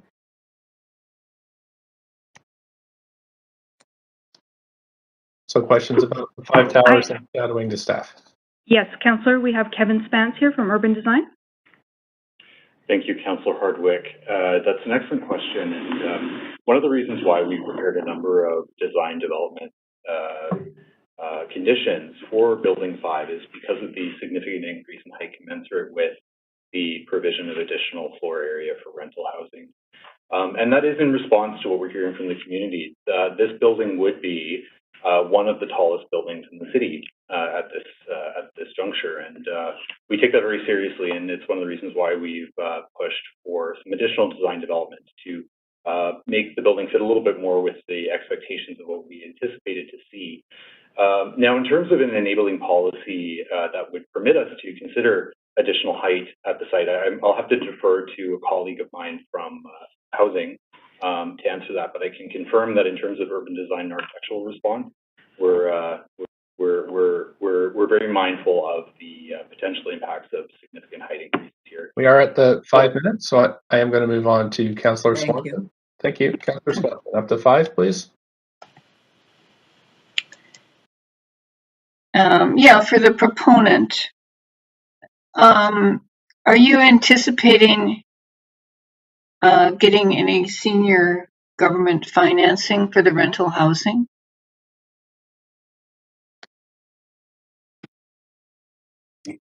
Applicant? Thank you. Ian, are you there? Swanson. Ian Duke? Our Yep. client should answer that one. Hi, Councillor Swanson. Thanks for the question. It's Ian Duke with West Bank. We haven't determined at this point in time whether we will seek senior government financing for the rental building. That's a decision that will be made in the future when we're closer to proceeding with that building in that phase. So if you did get senior government funding, would you increase the affordability? If the terms of that financing permitted, and that I am certainly familiar with, and we have other projects where that's been the case. It really depends on the terms of that financing at the time, but it's possible, for example, that with CMHC, CMHC could look at the building that they're being asked to finance, and if they requested additional levels of affordability or adding to the number of affordable units. That's something we consider at that time. Yeah, we're having a hard time hearing you still. If you could speak directly into your microphone, please. Sorry about that. I'm just saying that we would need to make that decision at that time based on the terms of the financing that were being explored. But certainly we'd be open to that, and that's something we've done in the past. Okay, thanks. Yes, Kirby Young, up to 5. Yeah, thanks. Following up on some of the questions from my fellow councillors with respect to the additional height for buildings, conceivably, if you weren't providing some of the broader community-style amenities like the 9-acre park, you could have smaller, taller buildings spread throughout the site. Could you not? But you wouldn't have the park space. You wouldn't have this sort of creation of kind of a project that's built around creating a bit more of a community with the community center, the park, the amenities. Is that a fair statement? I believe so. Okay. And with respect to the question around sort of, I'm paraphrasing a bit here, but with respect to maximizing the delivery of housing and looking at the overall sort of community benefits package, if you will, and saying that was perhaps outside of what would traditionally be required for either inclusion of affordability or below market rental or whatever the case is. Who drove that vision broadly for the site in terms of having these large amenities and creating a sort of a more community type living space? Was that a vision that came from the applicant? Was that something that partially came forward from staff? Do you want to speak about how that evolved as opposed to just focusing on delivering housing? That was part of a large community process that over many years with both staff and the community and the applicant ourselves, all working together to come up with an amenity package that addressed a whole bunch of serious needs that the Oak Ridge require. Okay. And with the proponents, I know we have to limit our questions to this specific project, but obviously the proponent has a pretty significant amount of experience in doing projects like this. Do you find that people are looking for homes, certainly, and they're looking, and the tenure type's important, the affordability is important, but they're also looking for the livability alongside the communities, and that council should, it is beneficial to look at this, if I can phrase it that way, as a package of amenities and a community that's being offered, as opposed to, do you find that that's something that people are looking for, I guess, right, in terms of? For sure, and I also think it'll serve the larger context of the whole neighborhood as well. So this is really the anchor for the community. Right. And the community amenities are, am I correct, that predicated on sort of the agreement, the vision that was aligned on by both the proponent and staff, that they are also not just sort of out of the norm, but they're also being delivered earlier? Like, I believe, is it not buildings 1 and 2 that are slated to, am I correct, complete earlier? Like, we're not having to wait as we have some other projects for the delivery of the housing first. And we've seen that can lead to long delays, or we see, for example, in East Fraserlands where we don't see the community amenities delivered, but there's actually a commitment to delivering these in a timely way. They're currently under construction, building 1 and 2, with Holton and Civic Center is currently under construction. Right. So the amenities are not dependent on housing. Like, council could have some assurance that those are going to be delivered. They're under construction. Yes. That's pretty good assurance.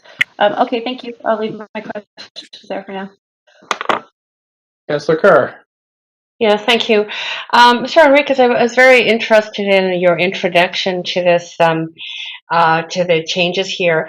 And you talked about the mall and the fact that the mall had been closed or was closed. And I'm just wondering that, Oak Ridge was always cited as our second municipal town center, largely because of the mall. What do you envision is the future of that mall-oriented shopping? Do you see it morphing, or do you see that still as the sort of commercial anchor to this space? It's both the commercial anchor as well as it's going to adapt to the changing face of retail, which will be much more experientially oriented, with a lot of performance venues and a whole series of things that will be very community based. And what we have is a design where the inside and the outside with the public park really merge, and is something for the entire city to participate in. Okay. My second question was around the park. The park has morphed since the first time I saw the designs of it.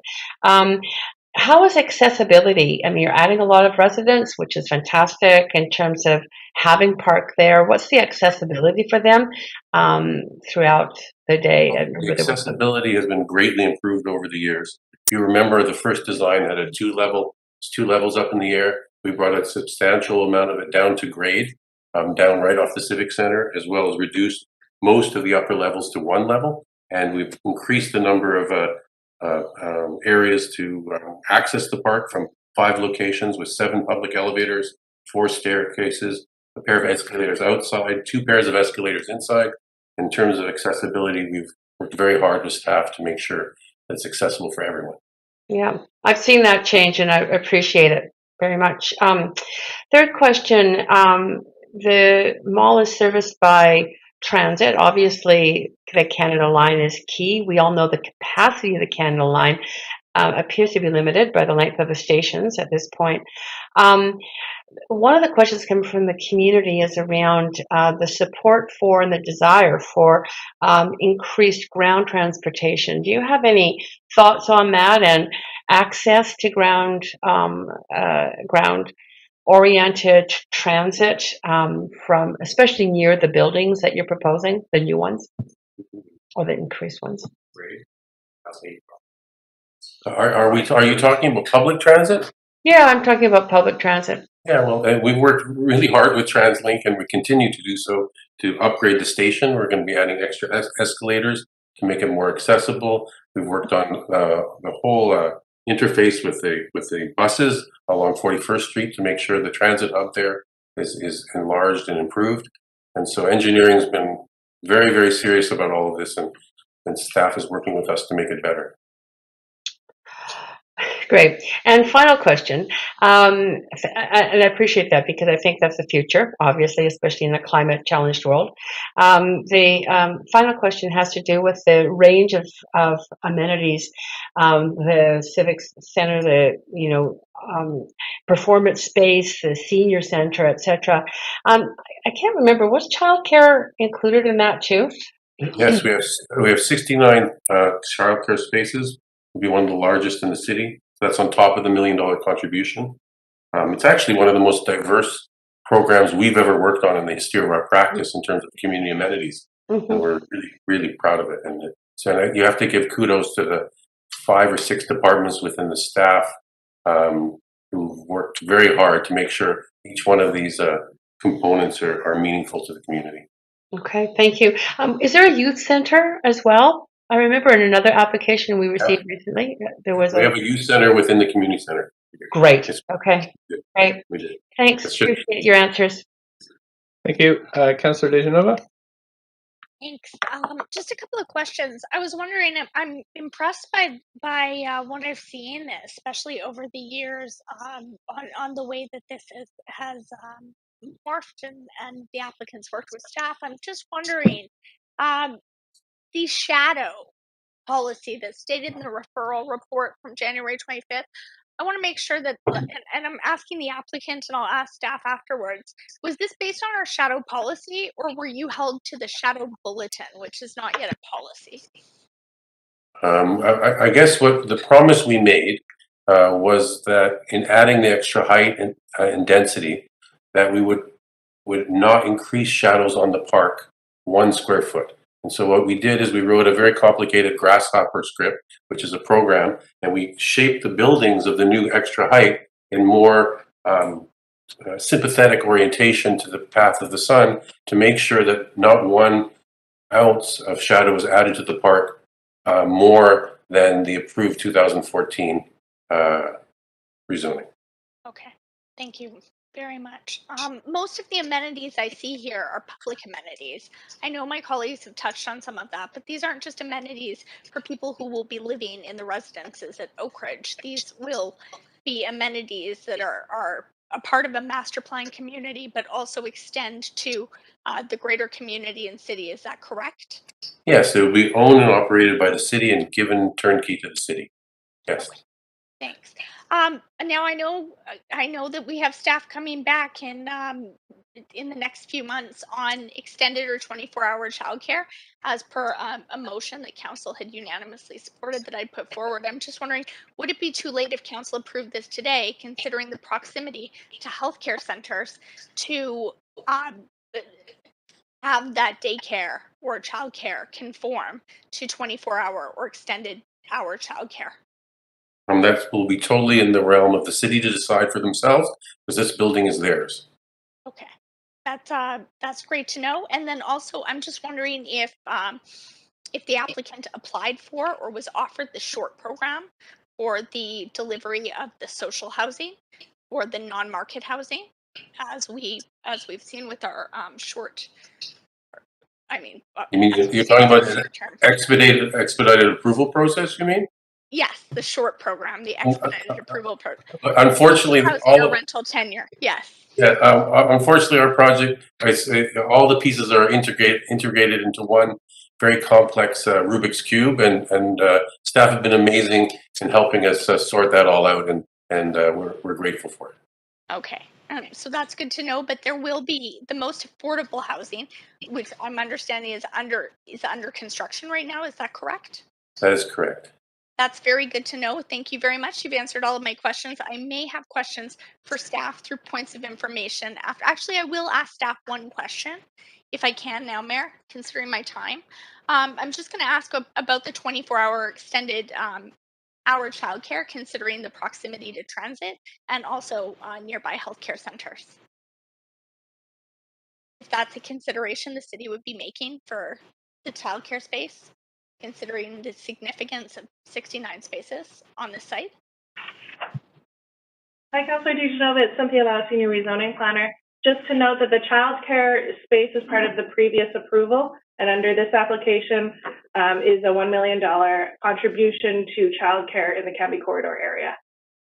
Okay, I do understand that through the CAC process, but because this is a part of the larger process, and we're here to consider not only the application in front of us today, but the entire project, I was just hoping that you might share whether or not that would be considered. The $1 million would be considered to be used for 24-hour extended hour childcare. Councillor Davinovich will review that during questions and get back to you with our responses later this evening. I don't want to, thank you. I don't need an answer as to whether it will be, just whether or not it will be considered. So thanks very much, and I'll leave my questions there. Mayor, as I understand, we have speakers. Thanks. That's it for this round of questions. We'll now move to registered speakers, and we have, I think, 11. Let's go to the list here.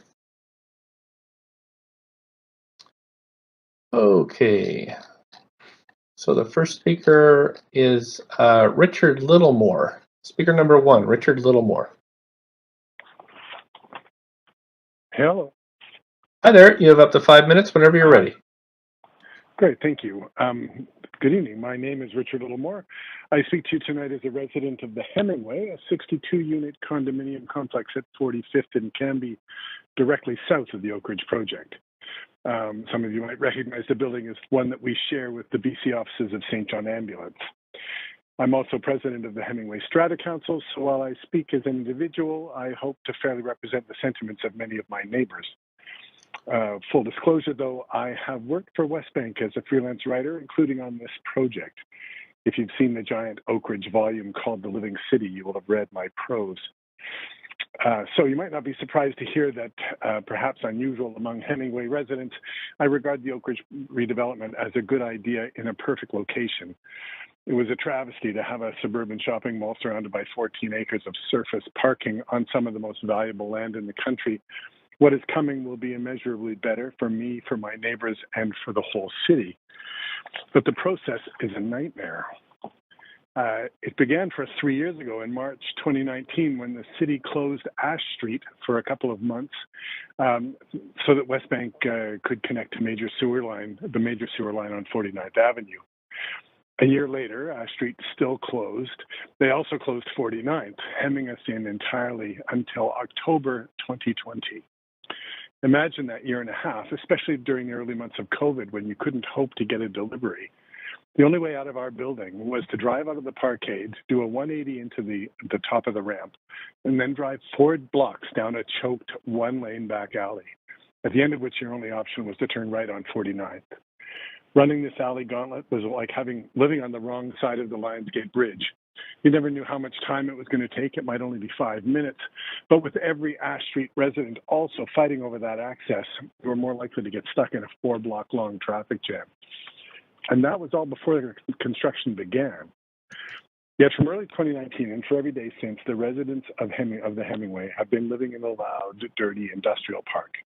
When they were excavating the street in front of my second-floor balcony, you could scrape the dust off my wife's 1927 Steinway with a shovel. Our carpets, drapes, and upholstery will never be restored to their original color. As for the racket, I've been thinking about installing an automated sign in the Hemingway elevators so we can more easily record the rolling exemptions to the city noise bylaw, the next big concrete pour coming to a Saturday near you. This dish-rattling disruption has also been expensive. During a period when Metro Vancouver real estate prices have increased by more than 30%, my assessments have gone down.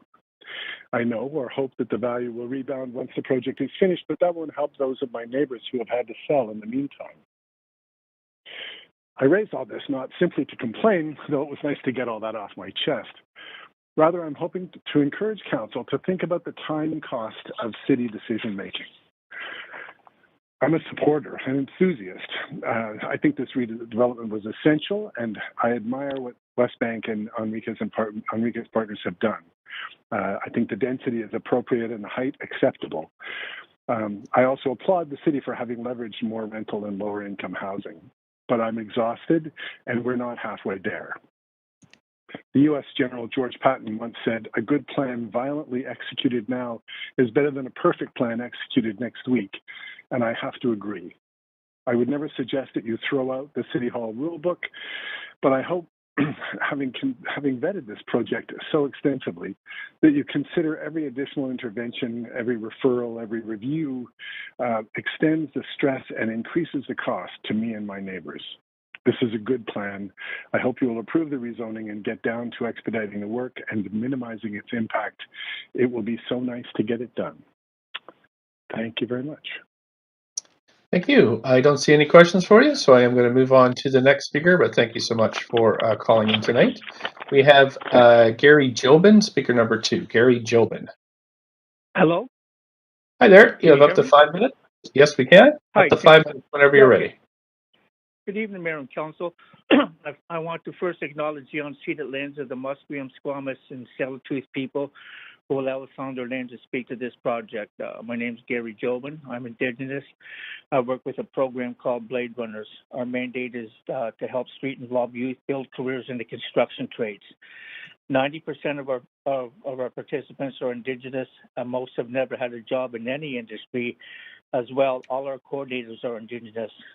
We support this project and the many jobs it's creating in construction. We have currently placed a number of kids on this project, and we're meeting with the sub-trades as the construction phase moves forward to secure meaningful employment and to begin to build careers in the trades for our kids. One of our participants, a girl named Tatum, started as a flagger in December with right-way traffic. At the time she started, she was struggling with housing, self-esteem, and never worked in construction. Today, Tatum continues to thrive with Right Way and now has moved into our housing, Blade Runner's place at 250 Powell Street, and she loves it, and she's a great tenant. These types of developments create hope, opportunities, break cycles of poverty and income assistance, as many of our kids didn't get to see their mom or dad go to work, many due to the effect of residential school. Many of our kids will go on to this project as entry-level workers. By the time this project is done, they will leave as skilled labor, much like we've seen with the developments such as Woodward's, Telus Gardens, Shangri-La, and Vancouver House, just to name a few. It's estimated that we will need 80,000 tradespeople in the next 10 years in BC. We can develop our own skilled labor with projects and partnerships like this, and that's why Blade Runner supports this project. Thank you, and we ask the Creator to bless all the workers on this project and keep them safe, because it's a very big project, many cranes, overhead cranes swinging, trucks coming and going, and so we ask the Creator to bless all the workers on this project. Thank you. Thank you so much for calling in this evening. Appreciate your input on this project. You don't have any questions from council, so I will go to the next speaker. Council, our next speaker is Catherine Robidoux. Hello. Hi there. You have up to 5 minutes whenever you're ready. Thank you. Good evening, Mayor and Council. My name is Catherine Robidoux, and I'm a local resident here in Vancouver, and I'd like to speak in support of the Oak Ridge proposal. So I have a long background in the performing arts, and I'm currently working in specifically in dance. As you probably know, the arts, and especially the performing arts, have been hit hard by the restrictions that have been necessary because of COVID-19. Before that, we had already seen the slow loss of performing arts venues in Vancouver, and some of them have been due to redevelopment. That's why I wanted to support the Oak Ridge project tonight. It is rare to see cultural spaces as part of development proposals, especially large ones. Far too often, these spaces are overlooked, and without them, we lose what makes our city so vibrant and unique. Oak Ridge obviously delivers on a lot of city priorities like rental and affordable housing and park space, but what I want to comment on tonight is the opportunities that it will provide for the performing arts. This is not an afternoon in the design. It's front and center as part of the indoor and outdoor spaces. I'm excited to see the informal performance spaces integrated in the park design, as well as full indoor venues that will together serve a wide range of local artists.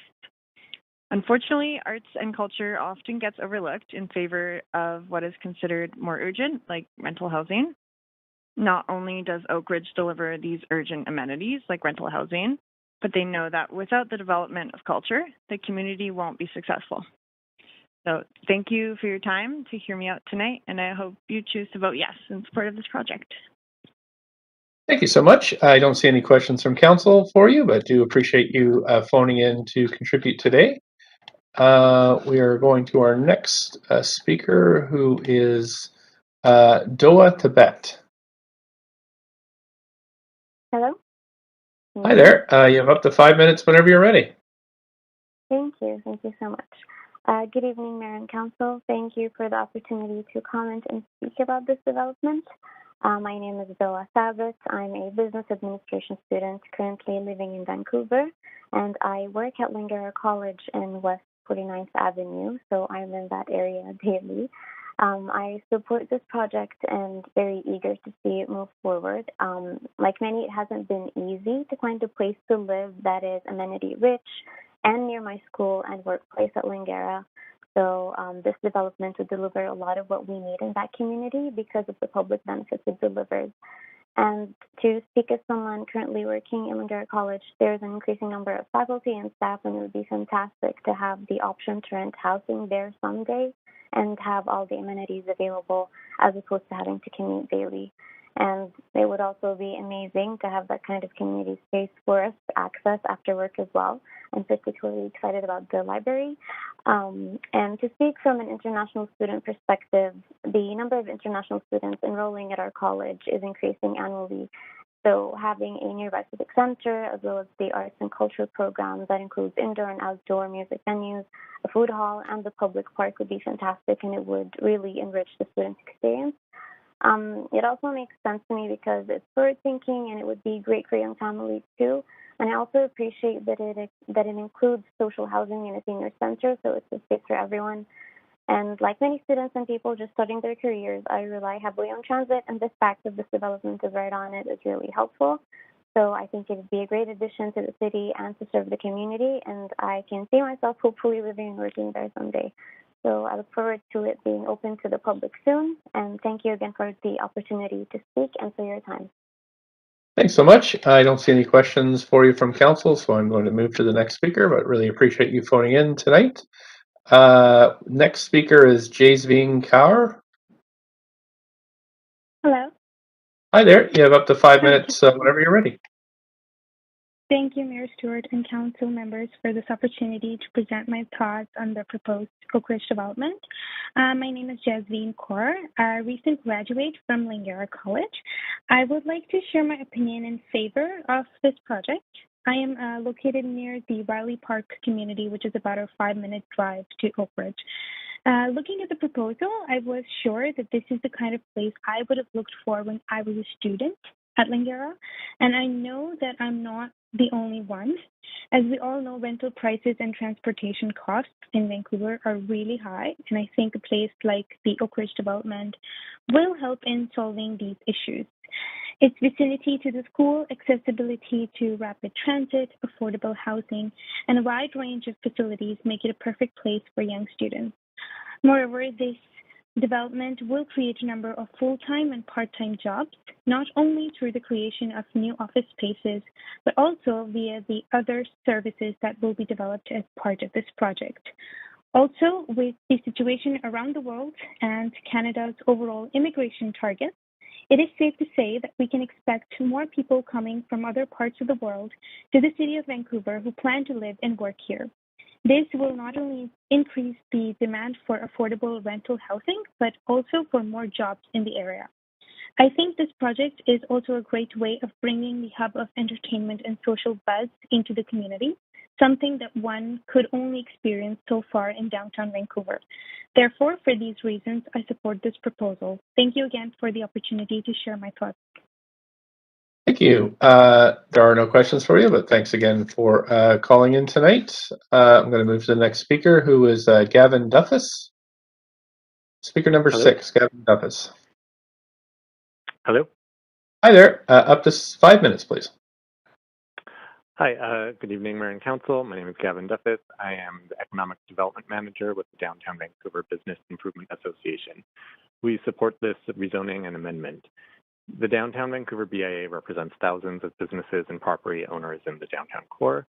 Every so often you hear from us supporting development projects outside of the downtown area, and that is when they have direct benefits to downtown and the entire city.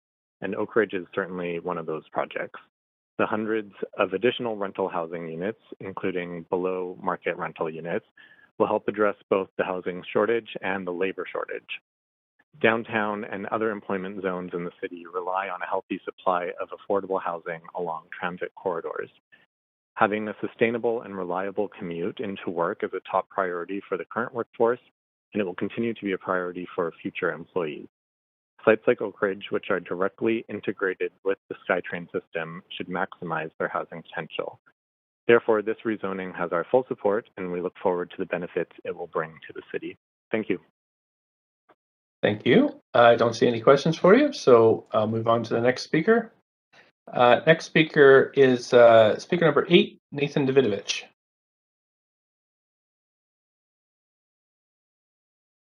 Members of council, some councillors said that we cannot discuss change of policy at rezoning meeting, but you all voted.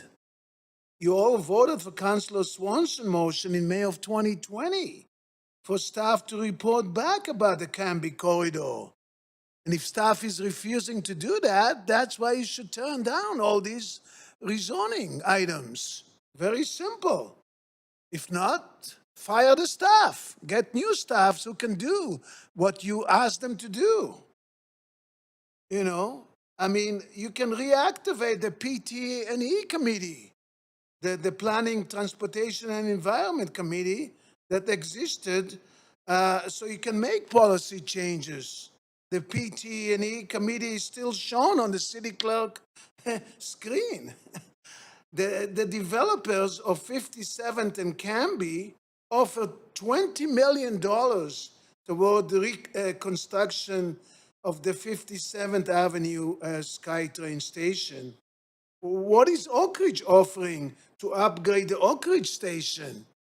Maybe $1 million, but we need 5. You know, this is the most used station outside downtown. We need major upgrading. We have an opportunity to get the money, and, you know, I mean, it's nothing to do with TransLink. It's the BC government through the Ministry of Transportation that's in charge of building rail projects. And we need a proper single elevator, for example, from the street level to the platform level to downtown, that right now you need to take 3 elevators to get to that platform. This is not proper accessibility. I'm waiting for the disabled to file a report with the Human Rights Commissioner. And I mean, we have the BC Disability Act now enforced, and this is not accessibility. We need more elevators and escalators and bike facilities, like the Bay just proposed in downtown Vancouver. Why isn't Oak Ridge proposing that? What kind of people are they? What, you know, are they out of, they don't even know what's going on in other developments and other stations? You know, by 2030, I mean,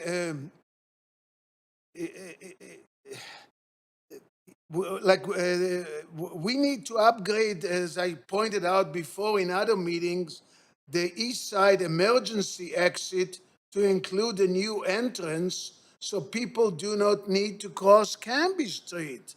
That's a very simple thing to do, but it could be done.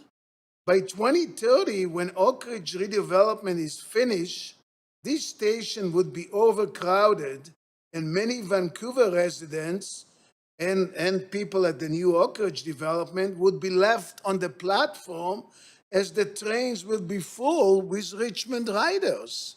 So let's get going and upgrade the station, do something, but not just sit down and do nothing because you don't have the authority to do anything. Contact the Ministry of Transportation and get the station upgraded. Thank you very much. Thank you. I don't see any questions for you, so we'll move on to the ninth and final registered speaker, Camilla Ichikawa. Hi, good night. First, thank you for the opportunity to comment on the Oak Ridge rezoning application. My name is Camila, and I am a Vancouver resident. I am an international student who is enrolled in classes at Langara, and I live nearby, so I like the idea of having a 9-acre park in the neighborhood where I can have a pleasant walking after working the whole day. So I think it will be very interesting. Also, I have a space for cultural activities, and most of them just happen in downtown. So I think it's nice to have more events in a different location other than downtown. And also, finding a place to live was not easy. Moreover, the rental price in Vancouver is really expensive. So creating more affordable rental units will facilitate the lives of people who are looking for a place to live in the city. Adding the fact that about 208 square feet of offices, it means we'll create more job space and so more jobs in the neighborhood. So for these reasons, I support the project. So thank you for your time. Thanks so much. I don't see any questions for you, so I'll just say thank you so much for calling in tonight. And with that, I will make my first call for other speakers, 1-833-353-8610, 39901 hashtag or pound. Just ask the clerks, is there anybody on the line or in the chambers to speak to this item? Excuse me, 2 additional speakers on the line, Mayor. Great. We can hear the first speaker. If you could just say your name and whether you're a resident of Vancouver, please.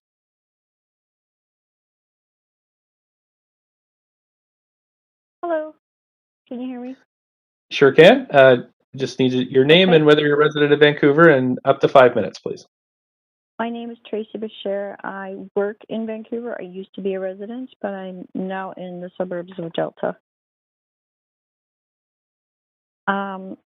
I work at Marple Oak Ridge Family Place, and Marple Oak Ridge Family Place has been in the community providing programs, support, resources, outreach services, and community connection for over 44 years to families, seniors, and vulnerable adults.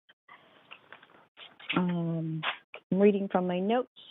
So, Marple Oak Ridge Family Place would like to express our support for the proposed rezoning and refinements to the Oak Ridge development.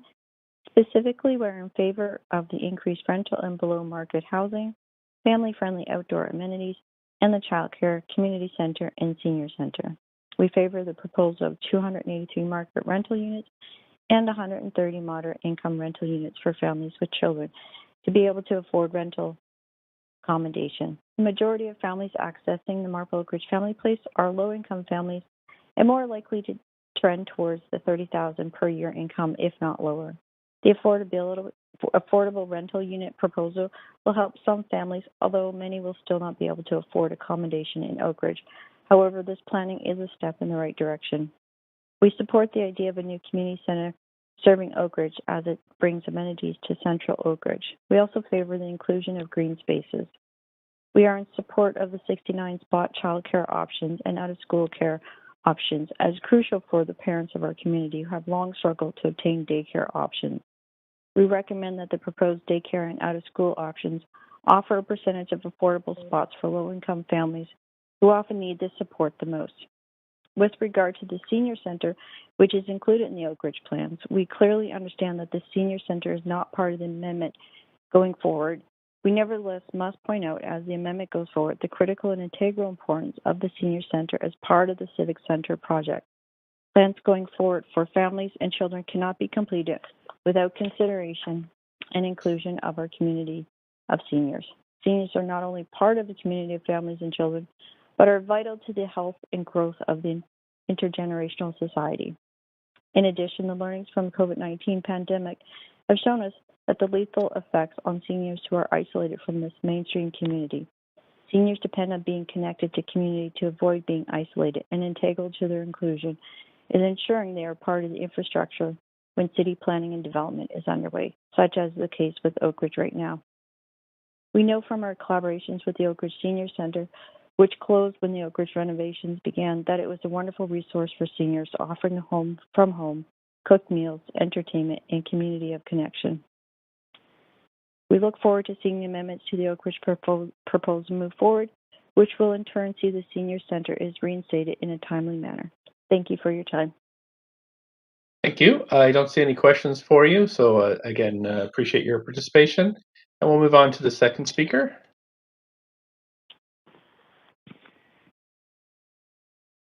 Brooks, do we have speaker number 2 on the line? Yes, Tracy Moore. Tracy Moore. Oh, staff have just notified me she's disconnected. Okay.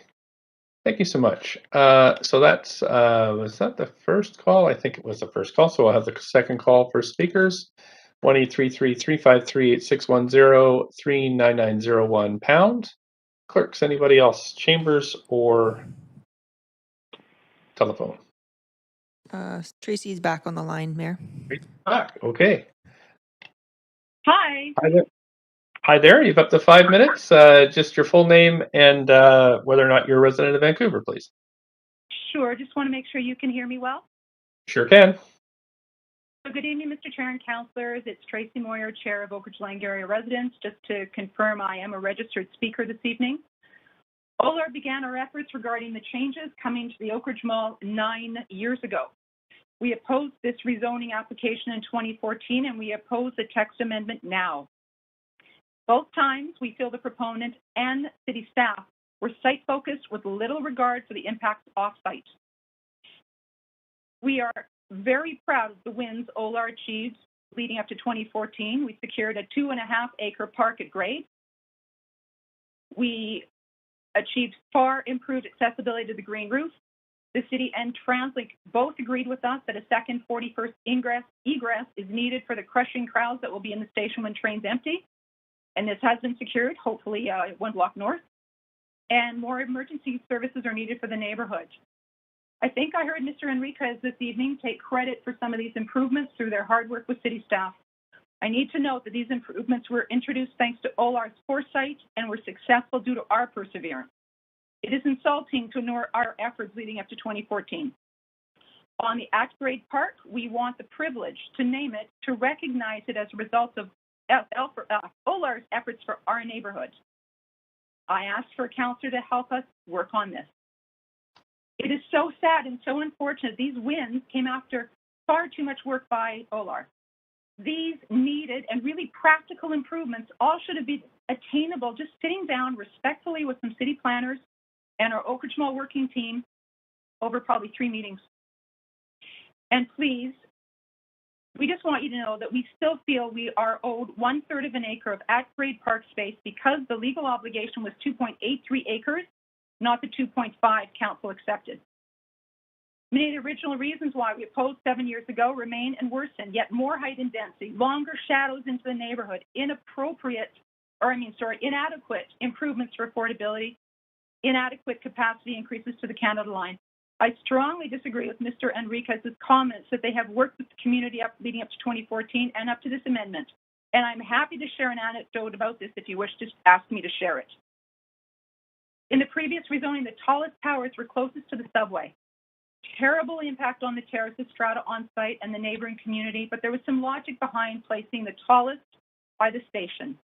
Now, if we were to divide the nearby neighborhood into 4 quadrants from the intersection of 41st and Camby, the southeast quadrant is feeling especially mistreated. This quadrant, which is directly east of the mall, is now asked to deal with the tallest tower, a whopping 52-story, almost 770-foot skyscraper proposed right at 43rd Avenue. Mr. Enriquez was very clear, saying the additional height contemplated now does not worsen shadowing on the green roof. What about Columbia Park, which is one block east? The increasingly important Columbia Park has shadow protection built into it in the Camby corridor plan. Back to the quadrant, as you recall, on the other east side of Camby, you approved a 34-story tower on the north side of 43rd, 29 stories on the south side, and that one's really hurtful because its podium, if you remember, is the appropriate height facing Camby, but much taller on the rear facing the neighborhood. It makes us feel like you don't want to have the well-heeled residents living at the Oakridge Center Mall seeing the tall podium between 43rd and 44th. And it doesn't matter about the people, whether it's the current people or future people living behind that podium, behind Camby. We really want to know what's happening in this area of the MTC.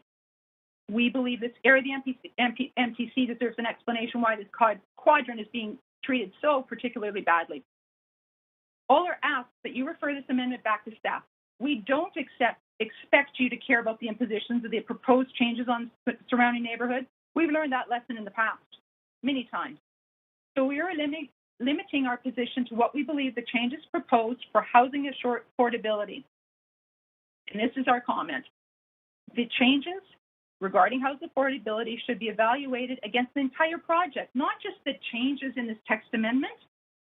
You're going to reopen the rezoning, reopen all the statistics for everything.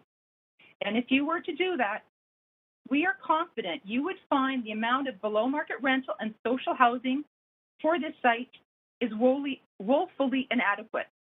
It also provides you and the proponent the opportunity to seek senior government funding to actually get some adequate affordability from this site. This is the biggest site in Western Canada.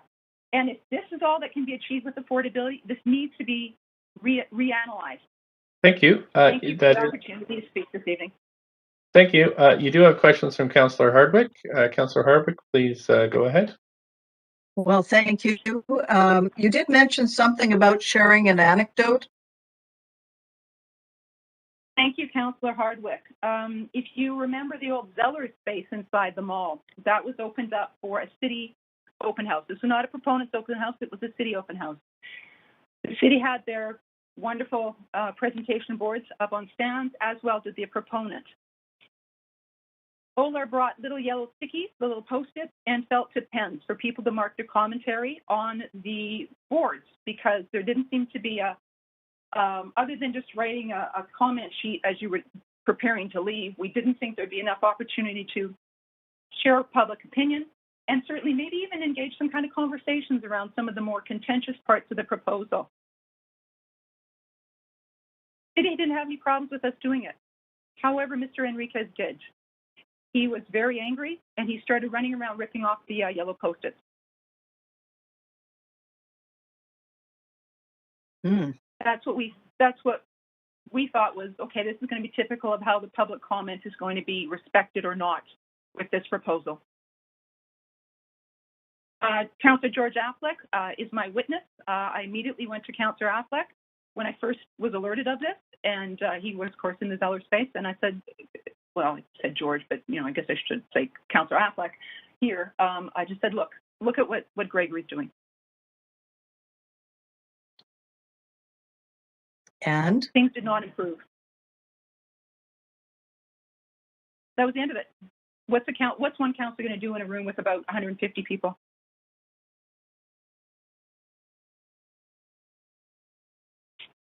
I took matters I don't know in my what own to hands. say. I asked Mr. Enriquez to stop doing it.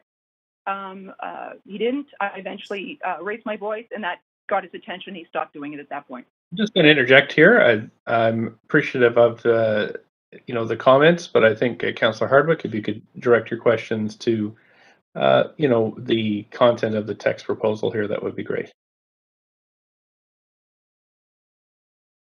My comments? No, I'm not making any comments. Sure. Okay. I directed the question. The speaker said that she had an anecdote that she was interested in communicating, so that was what I requested, and I think that has been communicated, and I say thank you to the speaker for sharing that. Thanks. Councillor Carr. Up to 5 minutes. Great. Thanks so much, Ms. Moore, for all your work for over many, many years with OLAR. So my question is really posed around the fact that this particular amendment has to do with housing, has to do with increasing some more affordable housing. You've pointed out the deficit in terms of a more fair proportion of affordable housing. But my question to you is, with the range of public benefits that come as a result of a development and increased density, do you feel that the Oak Ridge development provides sufficient public benefits in the form of the community center, the library, the senior center, the park, there's a whole range of public benefits there. I know that social housing and affordable housing is a benefit, but is there a trade-off in your mind between getting a lot of those other public benefits to the housing? Would you have preferred more affordable housing as opposed to the value of the other, the monetary value, CAC value of the other public benefits? Councillor Carr, thank you for the question. And I believe it's only you and Councillor Davinovich that were actually at council table when this was decided. And thank you for voting in opposition to it in 2014. It's extremely difficult for councillors that were sitting at the table, and I would say impossible for councillors that are newer to have followed all the permutations of this proposal over time. You mentioned some aspects of community amenity, also as Mr. Enriquez did this evening, as if they're new additions. They're not. The library is replacing an existing library. The senior center is replacing an existing senior center. The park, it's going to be a wonderful green roof. Absolutely, I acknowledge that. And the landscape architects I have the utmost respect for.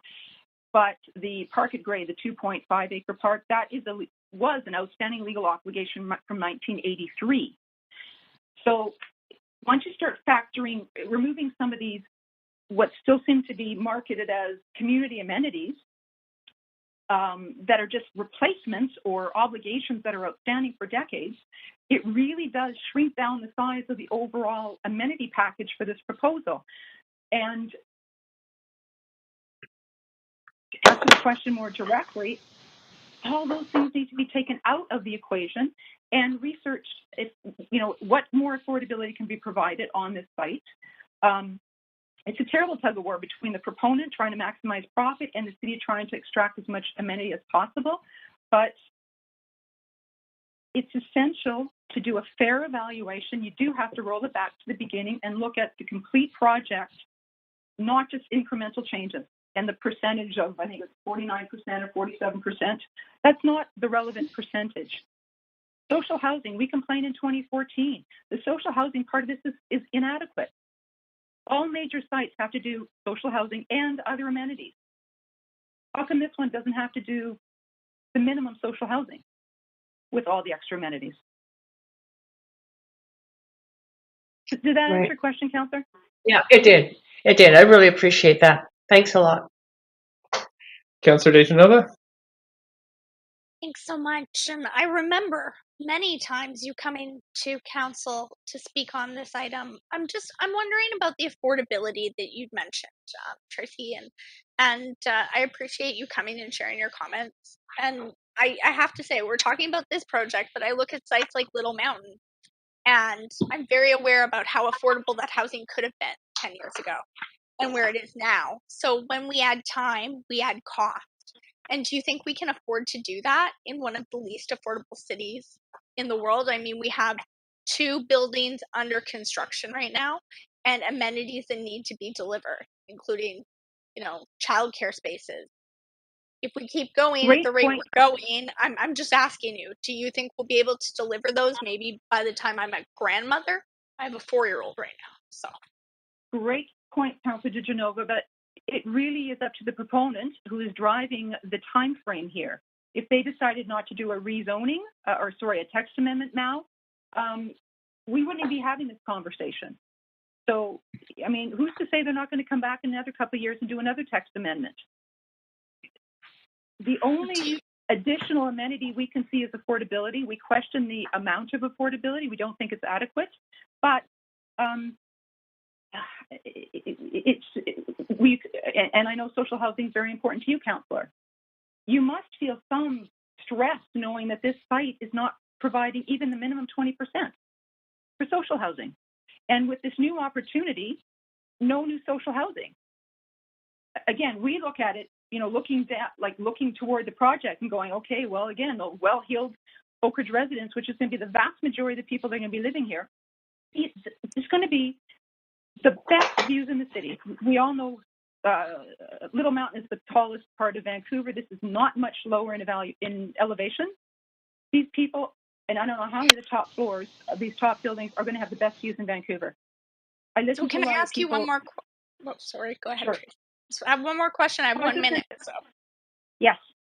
I was going to ask, I mean, here's the thing. There's trade-offs. There's amenities that are being delivered, and when pro formas change, they have to ebb and flow. So what would, to see more social housing, I agree with you. I want to see more social housing, but not at the expense of a park or child care spaces. So what is it that you would change to increase the amount of affordable housing? What amenity would you scrap on this project? If we could have a meeting with, we'd be prepared to, a few of us would be prepared, I think, to sign confidentiality agreements. We could look at the pro forma. A lot of us have a lot of professional experience that we can understand a pro forma. We would be able to figure out what would we be prepared to give up. It all comes down to dollars. So I can't just say, oh, give up that library because it only costs $1 million. Well, first of all, the community would have my head because it's just a replacement of what we had. But it's not fair to say. Can I ask you a question? Sorry, I do have a little more time. We're at public hearing. Sorry, I hold myself to 3 minutes for the council meetings, but I have up to 5. So you can go ahead, Tracy. But who would be in this small exclusive group of people who would look at the pro forma? And I'm asking that because is the nurse who's driving to BC Women's or VGH and needs childcare for her child, is that the person who's going to be involved in this confidential group that's going to look at the pro forma? I'm wondering. I understand what you're saying, but would it just be OLAR, or would you suggest it be other people, and how long would that take? Well, I suggested people that deserve a seat at the table. So those are people that have followed this from at least 9 years ago, because the details get lost over time. You listen to the presentations by the proponent and your city staffers, and a lot of the details can't be presented. There's just not enough time.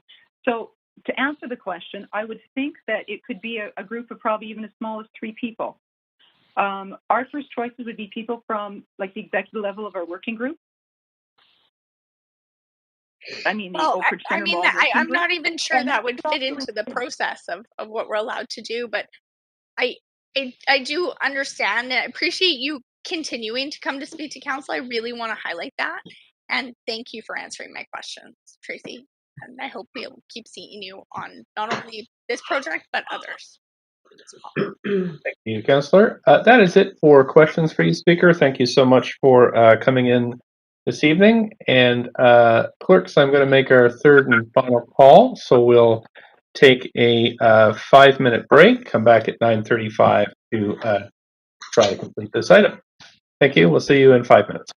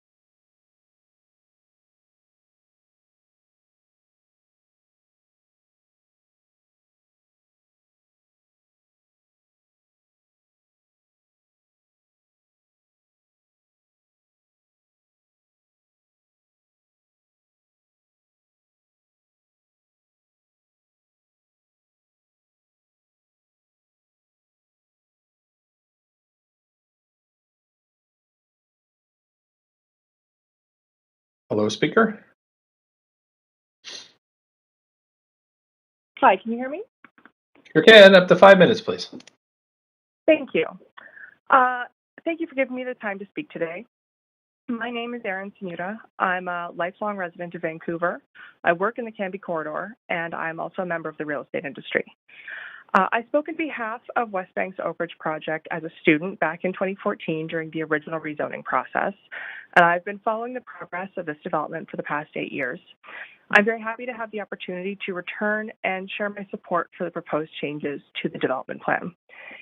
It certainly isn't news to anybody that Vancouver is a challenging city to live and make a living in. Homeownership is frankly out of reach for many people in Vancouver, and my generation especially has had to adjust our expectations around what homeownership means for us. If we want to stay in Vancouver, long-term renting is the new reality. But unfortunately, in Vancouver at this time, the city simply does not have adequate rental product in order to serve the number of long-term and or permanent renters that are already making sacrifices in order to call Vancouver home. The high-risk and high-need residents in the city certainly require a lot more attention, but there is still a large group of underhoused residents in the missing middle that are currently residing in spaces that are poorly maintained, poorly managed, and aging beyond their useful life. For myself and my peers, the lack of available and appropriate housing has become a very real obstacle that has prevented many of us from moving into the next phase of our lives with any sense of housing security. It is imperative that we find ways to create housing opportunities for younger people in this city to carve out a life here where they can build businesses and grow families and just be part of neighborhoods and communities that provide a sense of stability over the long term. So taking this into account, I can enthusiastically support the proposed amendments to the Oak Ridge development. Considering how much this city has changed since 2014, I think it's very commendable that West Bank has been able to reassess this project and adapt it to the changing needs of this city. I think it is wonderful to see how such a monumental project can evolve with our city to create diverse communities and also deliver homes that people can be proud to live in for the long term. Overall, the proposed height and density increases really have very little fundamental impact on the surrounding neighborhood. However, the marked increase in both affordable and market rental housing, as well as high-quality office space located outside of the downtown core, is an easy win for the city. This is space that we need. And the fact that this can be fit into an already approved, transit-oriented, amenity-rich, and green-focused community development is an incredible opportunity. It is creative development solutions like this that allow people like myself to see a viable future in this city. We need more space that supports renters and allows middle-income earners to have a healthy, sustainable, high quality of life. I think this is a thoughtful improvement to the Oak Ridge Development Plan that will have a positive impact on the Camby corridor and the city of Vancouver. Thank you for your time. Thank you for your time. I don't see any questions for you, so we'll just thank you for calling in tonight. Clerk, so just check, is there anybody else on the line? No additional speakers, Mayor. Thanks. Could I have someone move the motion then, please? So moved, Councillor DeGenova. We have a seconder. Trivia. Thank you. Okay. Now we're in the debate discussion section of this council. We have 20 minutes till 10. Just to remind you, Councillor Swanson, up to 5 minutes. Can I get a point of information to staff? Yep. I was looking at the memo we got in response to my motion to increase housing affordability in the Camby corridor, and it said there was going to be a report back in this quarter. Is that still happening? Go to the planning staff.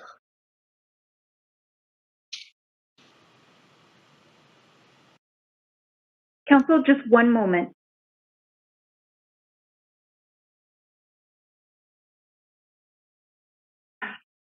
Council would like to, our staff would like to direct this question to our housing staff, Dan Garrison, or one of the staff I think are on the line. Great.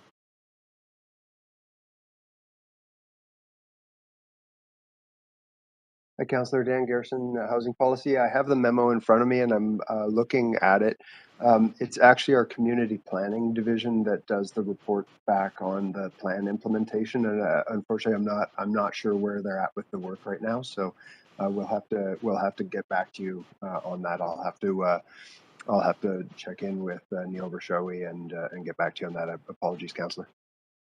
Okay, that's good. Thanks. If you could just maybe send me an email or something. I'll just say that I know this is an attempt by staff to get some more affordability, and I appreciate that. But we're still, even with this attempt, we're still at 87% of the housing is for people that are making more than 80%. And only 80 making more than 80,000. So if we could get it, we need to get it up to at least, I would say, 50% would be great. But for this, I would settle for 20. If we could get up to 20% for people earning 80%, I think that would be good. I know that, folks are saying we can't have affordable housing because all the money is going into the library and the child care and the senior center. But the fact is that when a developer puts money into those amenities, that increases the value of the condos that he's selling that are part of that development. It increases the rent he can charge in the market rentals.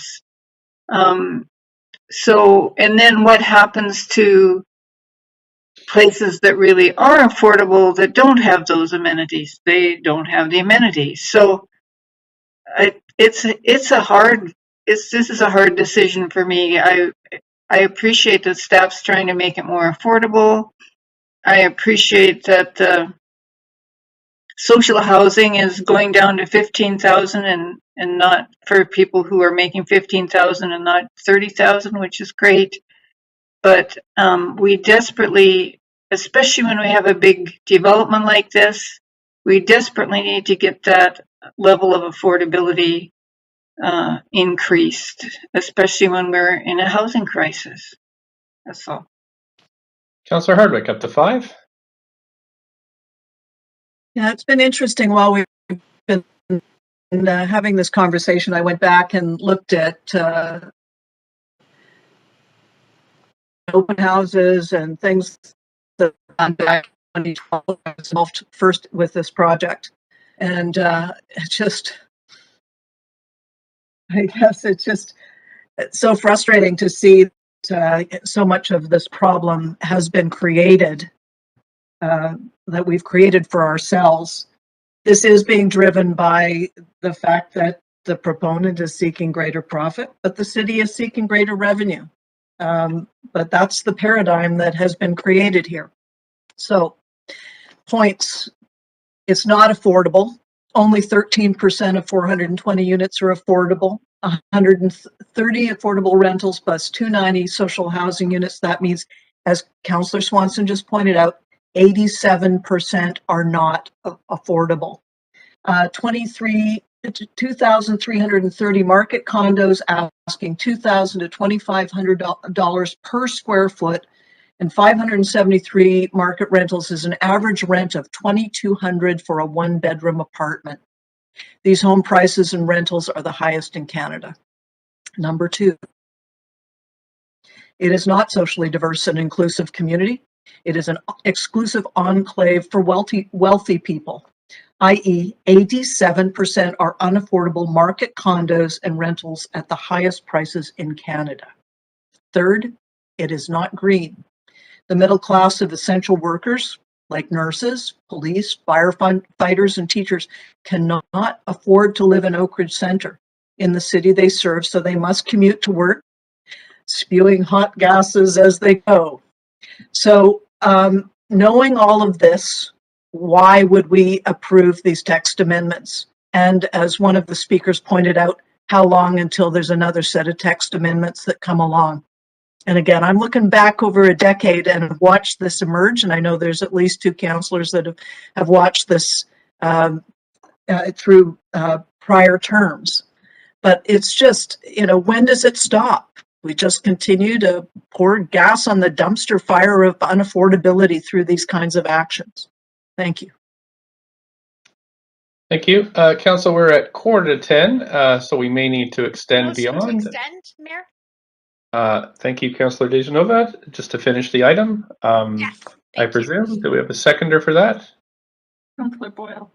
Thank you, Councillor Boyle. All in favor extending, yay? Yay.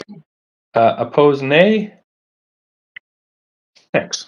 Councillor Boyle, please go ahead.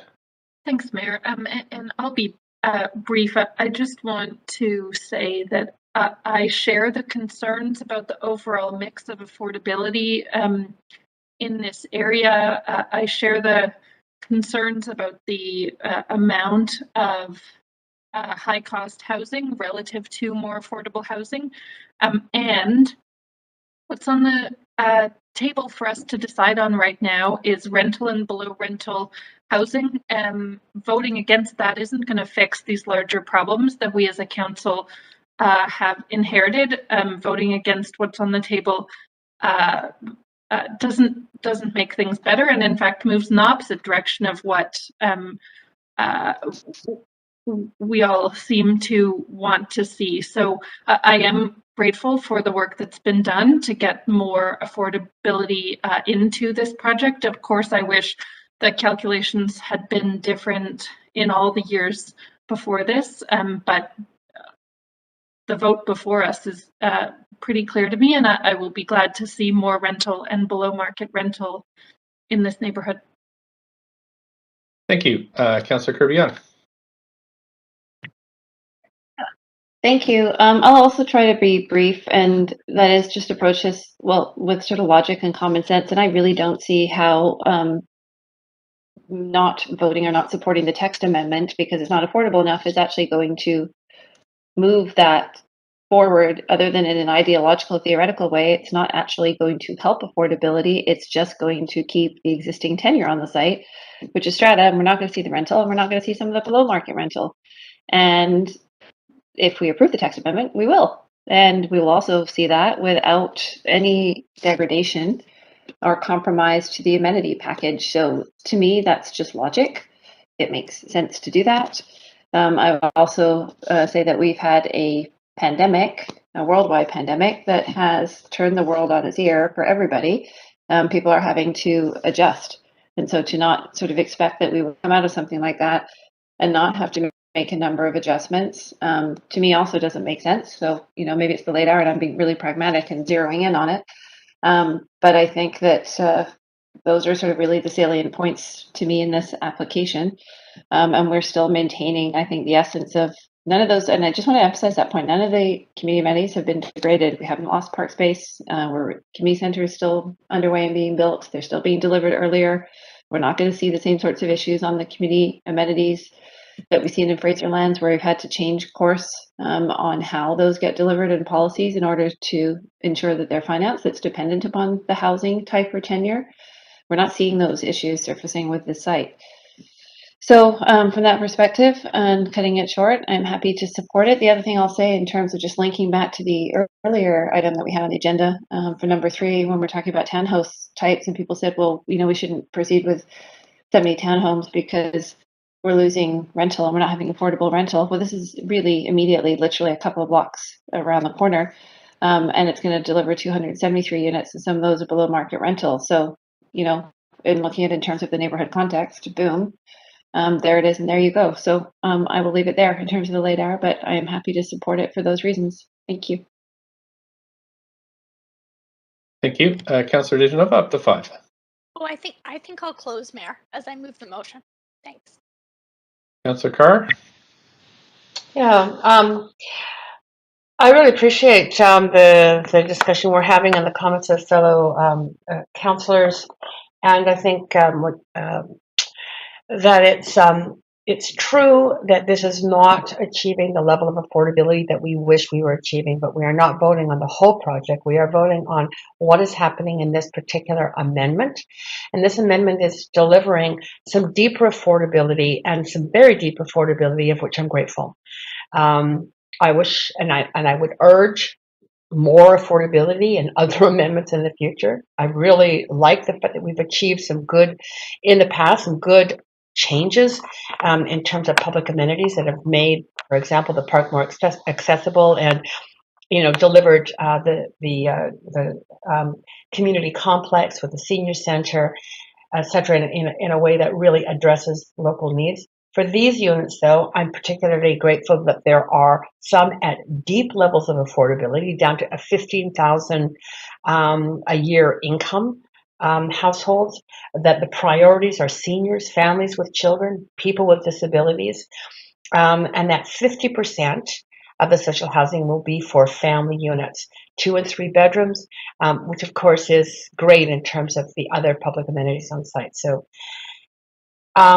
wanting more affordability, nonetheless, I am going to be supportive of this.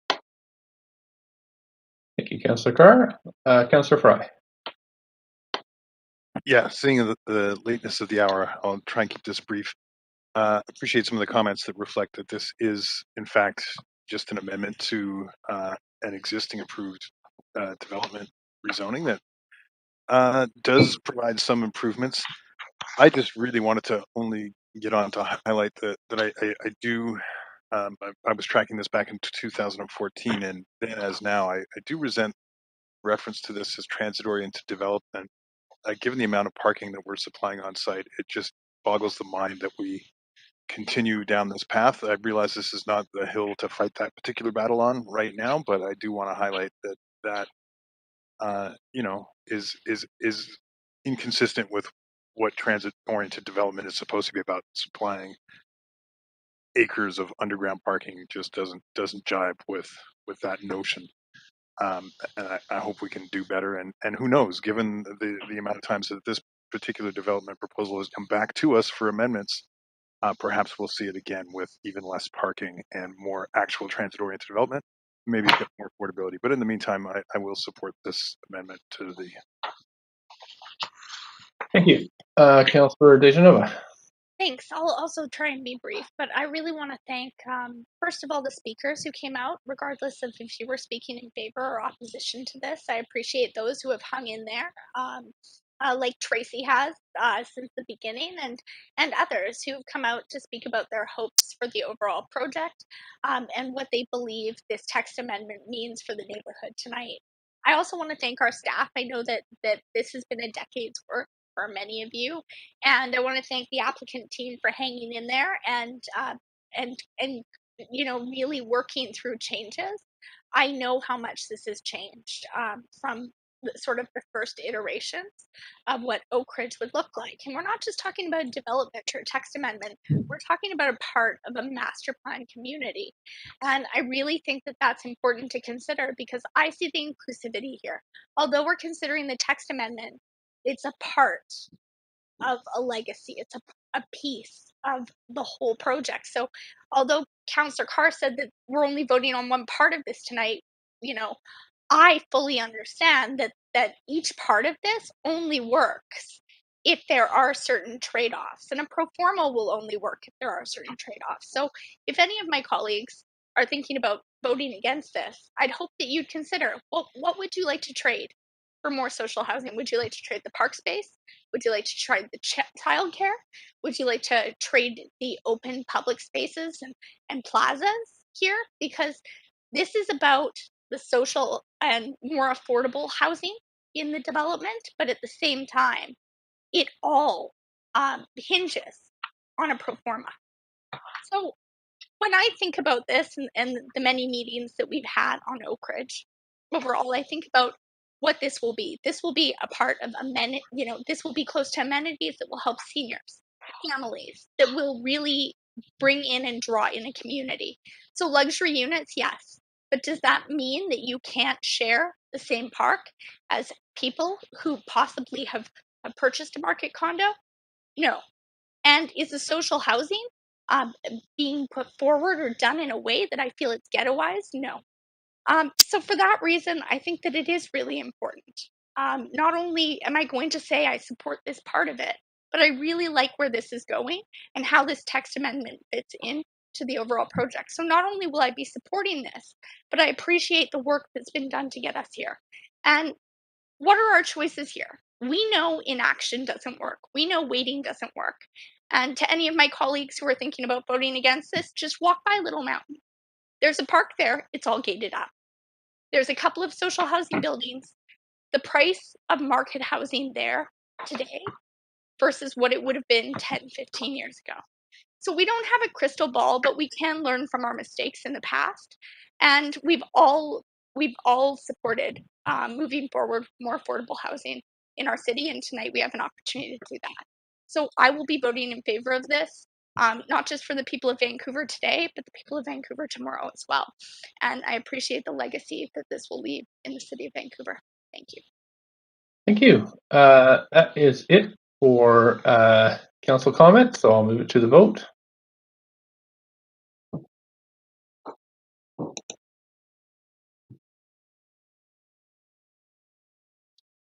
Councillor Davinovich. There we go. That has passed with Councillor Hardwick in opposition. Thank you very much to everybody who did all of the hard work, the proponents, the staff, folks that came in to participate. Right, so we're done for the evening. Could I have a Motion to adjourn? Thank you, Councillor Hardwick, second by Councillor Davinovich. All in favor, yay. Yay. Yay. Opposed, nay. We are adjourned. Thank you so much, staff. 3 minutes to spare. Good work, Chair. Yeah. Thank you. Yeah. Good work. See you Thanks. tomorrow. Bye-bye.